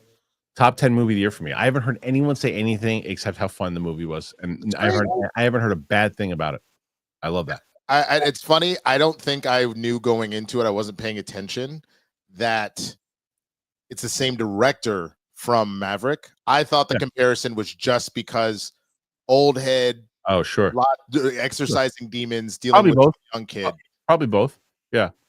Trey Porter. I don't know why, but when We Will Rock You came on before the first race, I got teary-eyed. I don't know why. I guess it's just a feeling I had watching. It's like, this is effing incredible. The way that the races are shot, you feel like you're sitting in the car. You feel like you're sitting in the car, and it's going around the track. And even there's a couple different times when he's racing around the corner, and I'm like this. I was like, because you feel like you're in the car. It's so well shot. You've broken me though. I find myself listening to scores and scoring more now than I ever have, and I am genuinely. I don't know who is going to win, if it's going to be Zimmer or Ludwig for Sinners. They both knocked it out of the park this year. Oh, wait, so you did see F1? Yeah. That's I didn't know that you saw it. I put my out of the theater reaction on my review is going to go probably tonight. I didn't realize that you had seen it. Yeah, Mr. Dave 2K. My super chat was lost to the void. Sending in Variety reports Amazon's wish list for 007 are Jacob Elordi, Tom Holland, and Harris Dickinson. Yeah, I didn't see that one, Dave. I just searched through the whole thing. I didn't see it. Maybe it didn't go through. So Jacob Elordi, I don't know. Tom Holland, no. I love Tom Holland, but no. Yeah, no. There's a Variety article here. I don't like any of the three of these options. I don't like Jacob Elordi. I don't like Harris Dickinson, and I don't like Holland. I think those are all bad choices. Not because they're bad actors. They're all very good. I don't know Jacob Elordi enough. Euphoria, if I remember correctly. I didn't watch that. And then who's Harris Dickinson, Baby Girl. Oh, Elordi, Saltburn, and then Dickinson, Baby Girl. Dickinson's Baby Girl. Dickinson is the only one out of those three that I'm like, yeah, that's interesting. I like Tom Holland, but first of all, Tom Holland's firstly Spider-Man. He's Spider-Man. You can't do Bond also. And no Tom Holland on that. That would be a terrible choice. That would be a terrible choice. I love Tom Holland. Terrible choice for James Bond. This is a great one too. I'd be okay with this. Taron Egerton for Bond. I would love Taron Egerton for Bond. He's perfect. Perfect. He kind of did the and now you get to go do the real thing. Yeah, it's true. Someone's Secret Invasion was good. You should watch it. I would rather light my feet on fire. Noah S 2000. Winston, give me a smooch. Kristian, you can watch. Whoa, Noah. Come on, man. I don't kiss for free. I guess he did send that in super chat. Yes, you do. Anthony Geeky. Hey, I'm not Anthony Geeky. I'm anything. Hey, I just said it again, Anthony Geeky. I did it twice. You recently changed my display name from Boston Lady, so now I think you can change it back. Thanks for the constructive criticism. I just did it again, Anthony. You leave anything Geeky alone, damn it. That Boston Lady just respect. Go, pal. To Winston's point, I decided to put on Argyle instead of one of the things I was more interested in because I didn't think I'd be able to concentrate. Fair. I do that. That is actually also a good indicator of whether or not I'm really into a show, because that's what ended up happening with The Last of Us season 2. I think I said this last week, is that all of a sudden, instead of sitting down on the couch and like, let me watch this, I suddenly found myself being like, I got some work to do. I'll just put it on the second monitor and just let it run. It says a lot. Says. I don't know what's up with the name change or how to change it. Yeah, it seems like it's happening to everybody. I don't know why they changed it to everybody's name. Can you say what happens to Brad Pitt's feet in F1? No. I don't know what that means. Noah S 2000. Any early guesses of who the villain of Batman 2 is? Mr. Freeze. I really hope it's the Court of Owls, but I've heard a lot about Mr. Freeze. Yeah, I think Clayface might show up. Obviously, that's what we're doing. Is the movie supposed to be DCU, or that's supposed to be part of the Batman? I don't think. Yeah, Clayface is DCU. Okay. Yeah. If you do put Clayface in it, then that'd be an interesting way to combine it.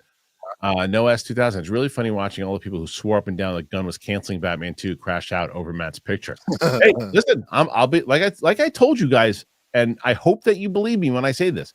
If I'm wrong, I say I'm wrong. And if it turns out to make this movie, that, hey, let's see it. As I mentioned earlier before, I think that maybe I still think people will be confused, but my second follow-up to that is I just don't know maybe if anyone will care. If it's good, if they're both good and they're both, and if they're interesting, they're interesting. Pinwheel reviews. I just watched Blade Runner 2049, rewatched. Such a great film. I can't wait to see Denis Villeneuve's Bond movie. You know, it's funny because when I originally saw the Blade Runner 2049, I said, that was good. I watched it a second time and thought it was really good. Did you see it yet, Winston? You haven't seen it. I've still never seen the Blade Runners because I thought you told me to. I thought you told me to hold off. I probably did when and I still live there, but we got to get you. Once you get here, we got to try it. We got to do at least 2 or 3 movies, so we got to see which one. Yeah, Connor Mullis. I live in Iowa. Yeah, see, I don't live in. I think you were thinking of Carlton, Winston. I don't know why I thought Connor was in the UK. I thought he was in like Ireland or Scotland or something. I think that you're thinking of Carlton. Carlton is in the UK. Carver 94. Thank you both so much for the work you do. Thank you, Carver. Very kind to you. 64, Winston. 64. So close. So close. Trey Porter. Thoughts on Joseph Kosinski saying that he came up with a dream pitch on doing a crossover with F1 and Days of Thunder. Oh my God. Please, you do the sequel to F1, but it was also a sequel to Days of Thunder. Sign me up. Days of Thunder 2 also, because I never saw that back in the day. Is that also a Formula One? I don't know if it's Formula One. People don't tell me that's where I start to lose my expertise on. But it's, I mean, NASCAR. Days of Thunder 2 obviously still in early development, but I'd be interested in seeing it. Oh, bro, Hans Zimmer also scored Days of Thunder. Makes sense. Bro. I would love to see that. What a great way that would be to combine it. You do an F1 sequel, but it's also a Days of Thunder sequel. I mean, Jerry Bruckheimer Films also produced it. They kind of like set that up, bro. And the relation and Tom Cruise and Brad Pitt took a picture together at the F1 premiere. Come on, let's do it. I mean, they're out here building a racing cinematic franchise. RCU. 100%. 100%. Sonny is Brad Pitt's character. I forget what Cole. It was Cole. Trickle. Well, Cole, yeah. Better name. Well, at least his name's Cole, not Dick Trickle. If Superman turns out to not be as good as it's hyped, do you think the media will be honest about it? What aren't the wins for Marvel's? Why aren't the wins for Marvel as loud as the L's? Well, because there haven't been a lot of wins lately. That's why the wins. And what's a win? Like, because Deadpool and Wolverine was a big loud win. That you remember they were coming off of a lot of fart balloons, and then that was a loud win. They haven't had any wins. Coy's not here, so I will do a sports analogy here. When you have a team, say the Lakers or the Celtics or the Patriots or the Cowboys, whoever, that has won multiple championships, that have been a dynasty, a playoff win is not the same thing as winning a championship. So in that particular case, there have been some pretty big wins for Marvel. The last one that was really talked up like this was Spider-Man. Obviously, Guardians did well. Obviously, Deadpool did well. But Spider-Man was in an upper echelon because they were pushing almost 2. Like, did they hit like 1.5? 1.3, 1.4. Some big number. Right. So that's why, is that when you have been to the destiny or the dynasty promised land, a playoff win doesn't do it. Right. Isaiah. So the answer to the first part of that question, by the way, which is, will the critics be honest with it? I think the answer is some yes, some not necessarily not honest. Some might get carried away with some of the hype. It's very true. It's very possible. And there are times like, look, I will say, I've said many times over, there's been times when I've gone to something and I've like, even when I look at like, so certain movies that I went and I remember seeing, and when Last Jedi is a perfect example. Walked out of Last Jedi when I saw it and I didn't even tweet about it. And I said, I don't know how I feel about that movie. I don't know if I like it. And then I went, you know what? And everyone's like, you gotta see it again. It's a good movie. It's really good. It's and I said, is it? I gotta check it out. So I went the next day, and I still stand by. It's a very well made film. And I went by and I saw it the second time, and I was like, oh, maybe that was a good movie. And I kind of convinced myself that, which again made well. It was when we started doing rewatches and things for like Sith Council and other things. I'm like, I can't stand this movie. I don't like watching it. And I rewatched it with Jamie Costa at one point. I didn't like watching it. I didn't like it. And I kind of convinced myself the second time like it's kind of like drank the Kool-Aid on it from the people I was hanging around with. And I'm like, oh, that was just not how I feel about it. But I think you can get also put in a position where you're like, I think people don't understand this. You can acknowledge something as a well-made film. You can understand that something like Rian Johnson is an excellent filmmaker. And I think it is ludicrous for people to hate him if you think, one movie, Looper, great. Freaking, I always mention it. Breaking Bad, some of the best episodes ever. I like Knives Out. He's a great filmmaker. I just don't like his interpretation of Star Wars. That's what I was going to say. You also admitted that it was a well-made film, but you think that it was taken in the wrong direction. Yes, those are two completely different things, and that goes back to our first conversation of people somehow cannot hold water for two things at the same time, and that doesn't make sense to me because as humans we do that shit all the time. You're anybody here that's married, I guarantee you've seen somebody else walk down the street, go, man, that person fine as hell, but you're not going to, maybe you are, but you're not going to go cheat on your spouse. Right. You're like, I'm married and I'm with my spouse, but you can acknowledge that somebody else is attractive. Two things can be true at the same time. You can also use a voice and say, hey, that's a nice hiney. Come on, big balls. Big balls, dude. Come on. Isaiah Smith. Can't wait for Sam to see Loki season 2, Guardians, and Lord of the Rings. Yeah, they're right around the corner. We're just waiting. We're doing Ironheart next. Then we get someone's like, why are you skipping Loki? Why didn't you do Loki already? I was like, because it's not time. They said, why are you doing Quantumania before Loki? It makes no sense. It's like, what do you mean it makes no sense? It literally is the post-credit scene, the tease for Loki season 2. What are you talking about? Exactly the order it also came out. Yeah, exactly.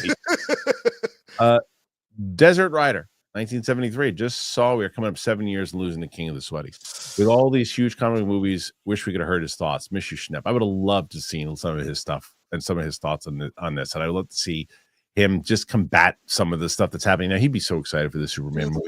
What if Quantumania was actually brilliant and the only reason we don't understand is because John isn't with us? He was with it. He could have broken it down and says, well, actually, why it was exactly. Right. I think about that sometimes. Right. Speaking of Quantumania, by the way, so people are going to be asking, where is the Quantumania reaction? So bummed this morning. Usually what happens is the editors will send it to me and like, okay, time to go. I requested that it's ready by Friday morning. Woke up this morning, wasn't in the folder. I'm like, what the hell's going on? I looked at the messages. For some reason, like I hadn't sent them the movie. I sent them the reaction, didn't send them the movie, so they couldn't splice it in. And so it'll probably be out tomorrow morning. But I don't want to spoil what Sam thought of it, but it's an interesting reaction. Trappy Jenkins. I saw Winston at LA Pride. I was marching with Ace. Nice. There you go. There you go. Eric Henderson shot 9802. Mr. I crap and shits. YouTube isn't showing our handles. Hope you guys have a great weekend. What is going on with YouTube? Why are they doing this? This East Coast heat wave has been rough. It's better today. The last 2 days have been nice, but man, my whole family was trapped in 2 rooms. Oh God! Oh no! It was a heat box in that place. Joe for show. Will I regret not going out for drinks tonight? Yes. Go out. Probably. Go out. I saw F1. I had a really good time, and those race scenes were awesome. The race scenes were the best. They were fantastic. Great. Did you see it in IMAX, Winston? I saw it in Prime. Okay, that's still pretty good. Yeah. It's still pretty good. Yeah. Armada. F1 was good. I wish there was more story, music. I mean, there was story. It was just kind of a predictable story. Though. It's again, and that's why I think in my brain people were comparing it to Maverick. It is a dude with unfinished business and a young kid that needs to learn something, and they help each other. It's an old blockbuster, and I love it. Jesse Chameleon. What's up, Jesse? More support. I love how Fantastic Four and Soups feel epic. They do both feel epic. It's true. It's true. Winston, this is for you. Curtis, who is Zatanna, and it's good for a movie villain? Zatanna is in like the hero Zatanna is in like I don't think that she would be a good villain. She's always a hero. I'm just a little unless this is a different character that I'm not familiar with. I don't know. No, she's 1,000% a female superhero. She's dated Constantine. She's dated Batman. She's never been a villain. So I don't think so. Drifty 1290. Would you respect a lower budget X-Men first film? Yeah. I mean, look, it doesn't just mean, I want to make this clear. Just because a movie is low budget, it doesn't mean it's going to be good. It just means that you sometimes when you have a lower budget, you challenge the filmmakers to be their creative selves and the actors to be creative. And it's like the Rocky syndrome of it all. So I would love to see that, but it doesn't mean it's going to be good. But it just depends. They're not going to be a low budget X-Men movie though. It's going to be a $200 million X-Men movie. Yeah. Tyler Pfeiffer would love to see Hugh Grant as Magneto. No, as M in Bond. Oh, in Bond. Oh, that'd be interesting. Yeah. Oh, that'd be good. I actually would roll with that. Because I normally only see him as the oh my god, you're just so beautiful. Like just very bumbling lover. So he'd be good as that. Yeah. Unheard Sirens Incorporated. I think Pattinson will be rolled into the DCU because of money. It's a good way to make money. I mean, it really is. You just got to get Matt Reeves on board. Yeah, I think so. Lim T. Shocker, Boys and the Hood or Menace to Society? I would say Boys in the Hood. Yeah. They're both fantastic. I saw Boys first, so it just kind of has that emotional weight. I haven't seen Menace in a while, but Boys in the Hood, I can remember every bit about it. Jamie Baseball and Toot. Knew I loved Winston, but after the Lil Wayne shot, I love him even more. But yeah, the Carver of the Four is hot dog water. Wheezy still my goat. Thanks for all you guys do. Big Balls is upset. He also gave Lil Wayne a shout out.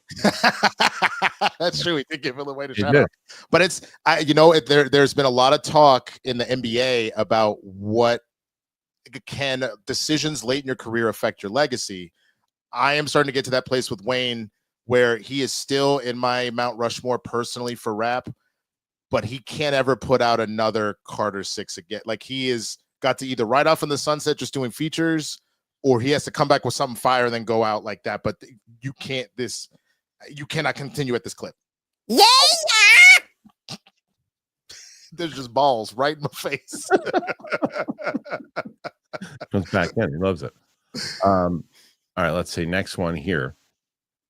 And this is from Chimera.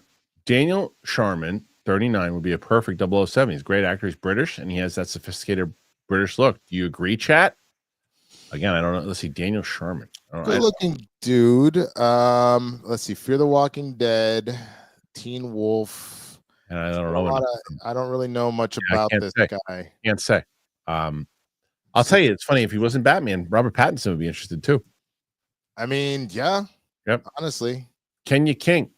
I don't know how they do it, but Tom Cruise and Brad Pitt knows how to capture that 80s movie magic. And Joseph Kaczynski, give him the credit too. In modern movies. Loved F1 sequel bait at the end.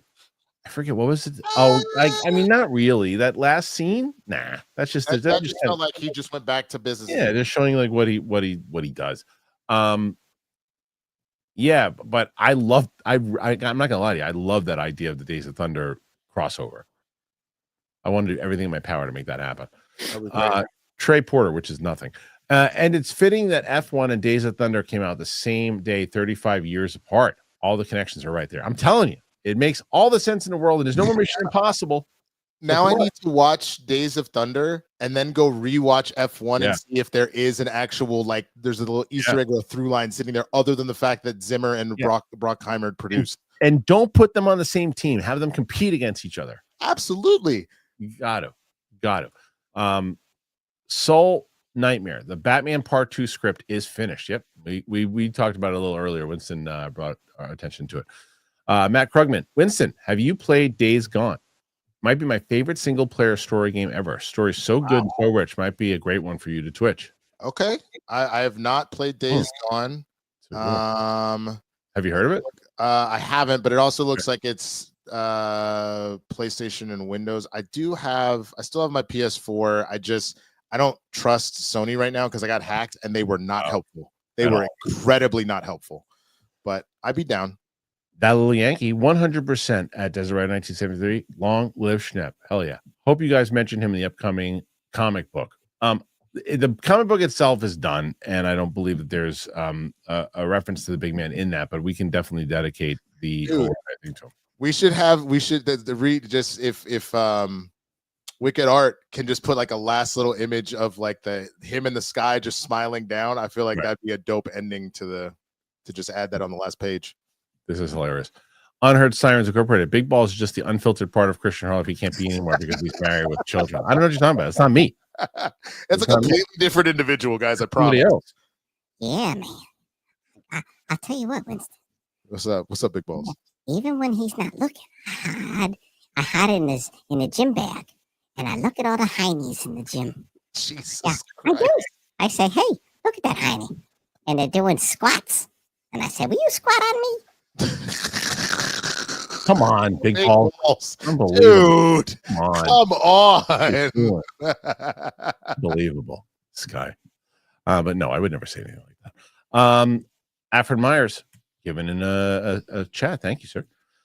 Eric, crap and shits. Is Sam going to see the special presentations? People have been keep asking this. Werewolf by Night, yes, by Halloween. Guardians, Christmas, probably before we watch Guardians 3 because it's relevant to Guardians 3. Also, I live near Lake Erie. The humidity has been torturous. Ooh. It's horrible. It's so bad, dude. The humidity is That sounds like some Houston shit. it's rough. It's rough. There he is. Fernie Myers, can you all name a character that has 3 actors in a row that could beat the Spider-Man Trinity in terms of quality? Bibiani just answered this for me. Can I three actors that could beat the Spider-Man Trinity in terms Name a character that has 3 actors in a row. The Spider-Man Trinity. I don't know what he means. To me, In as far as terms of quality of, I guess, movies? movies. the Bourne movies. But I guess you need 3 different actors. Oh, in is a that what row he means? for it. Yeah. So, Oh, so like Bond? Would Bond count? Like Bond would count. I think that if I'm understanding this, Bond would count. Yeah. Batman. Yeah, Batman. I don't necessarily know if we're answering the question the way he wants it, but I think like Batman, Bond, because Batman, especially the last 3, say what you will about Christian Bale, Michael Keaton, Ben Affleck. I mean, those are pretty good. Well, not even that. If you're saying the last 3, so then it would be Christian Bale, Ben Affleck, and then Pattinson. Yeah. And I would still take that. I think we answered that. I think I'm not sure. I'm not sure. The Zach Briggs. With Superman returning to a more fun, lighthearted tone, would you like to see Joker? what? Oh, the Joker's in number 2. Yeah. Would you like to see James Bond return to the quirky aspects of previous versions of Bond? Not with Denis. No. With Denis, I want to see a more serious kind of Daniel Craig kind of Bond. Yeah. Bond is one of the few that I don't think you change the tone. Yeah. So yeah, no, I don't want to see a change. No. Faint 0903. I know your reaction videos with Sam are usually an hour long, but would you consider either making them longer or breaking up to multiple parts when you do Lord of the Rings? Return of the King is 4.5 hours long. That's, first of all, that's the extended version. And I don't know if we're going to do the extended. Well, I know we're not going to do extended versions because I'm not going to get Sam in here to do 4-hour movies. I can get her. I can lock her down for 3-hour movies, but 4 is going to be tough. So splitting them into 2. Yeah, splitting them into 2, I don't know yet. I don't know. So let's see. Next one here. Kenya King, 5422. Movie title, F1, Days of Thunder. It writes itself. Yep, that would be great. F2. Let's see. F2, Days of Thunder. Yeah. What's up, Russell? Dominic Toretto versus Superman. In a world where there's this can exist, who would win? Superman would crush him in 2 seconds. Of course, they would team up to fight Darkseid. Yeah, perfect. I think the thing is, though, we've yet to see Dominic Toretto come up against something he couldn't fix, except for, unfortunately, the passing of Paul Walker. So, shit. It'd be interesting. I'll tell you what, man. You didn't even come close to Roxy. But that being said, 80 is still a solid number. 80 on a normal day is on a solo dolo. That's a 80 solid. 80 solid. It just is. It pales in comparison. I just feel bad. I do feel bad for poor Rocha, who came out of the gate with 164 and looked like it was going to be that was it. And then Roxy does 222. So, ladies and gentlemen, that's what we got for here today. Winston A. Marshall. The Capes and Cowls run comes to an end, but nonetheless, what a run it was. 5 or 4 in a row. And Crap and Shit says, in this modern age, why does Bond only have to be a British actor? I think that's part of the mystique. There's a lot of British actors portraying Americans. Why not the other way around? Well, I guess you could if you wanted to. But I don't know. I kind of like the idea of having a Brit do it. I think there are some characters here that we've also kind of just protected that have only been American. We've seen some crossover on that side of stuff, but I think you got to leave that be. Oh, he also says y'all answered well. Bibb said Joker, Spock, and Doctor Who. Yeah, for all ones also. 82. Not bad. Not bad at all. Winston, where can the people find you? You can find me at the Swaggy Blurred, TheSwaggyBlerd. It's in the description. And again, please go check out my video, Who is on Sam's Avengers team. It's a lot of fun. And I've got another one, like I said, about what I think will happen in Fantastic Four First Steps coming out in the next week to 2 weeks.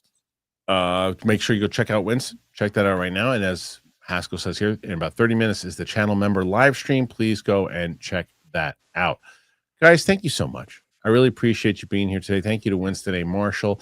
We will see you guys very, very soon. I got a lot of stuff hopefully coming out like tomorrow. I should this is my goal. Whether I get all this stuff out, I don't know. Tomorrow should be Quantum 80. Sunday, I might actually try to do a reaction to that K-pop thing, the Demon Hunters thing. Apparently, everybody's talking about this thing, so I'm going to check it out. I heard Marshall told me it's. I mean, he works for Netflix now, but he was like, no. If you like this and that, you're going to love it. It's apparently fantastic. I'm going to check it out. I might check it out and do a reaction to it this weekend. I might. And then Monday, doing the Megan reaction. Tuesday, should be back with Ironheart, hopefully at night. So we got a lot of things coming up. I'll let you know when I get my Superman screening. I don't know when that's going to be, so we will figure that out. Thank you guys for being here again. Thank you for all the positive comments and everything that you guys have been doing. Appreciate it, and we'll have a great weekend, everybody. See you.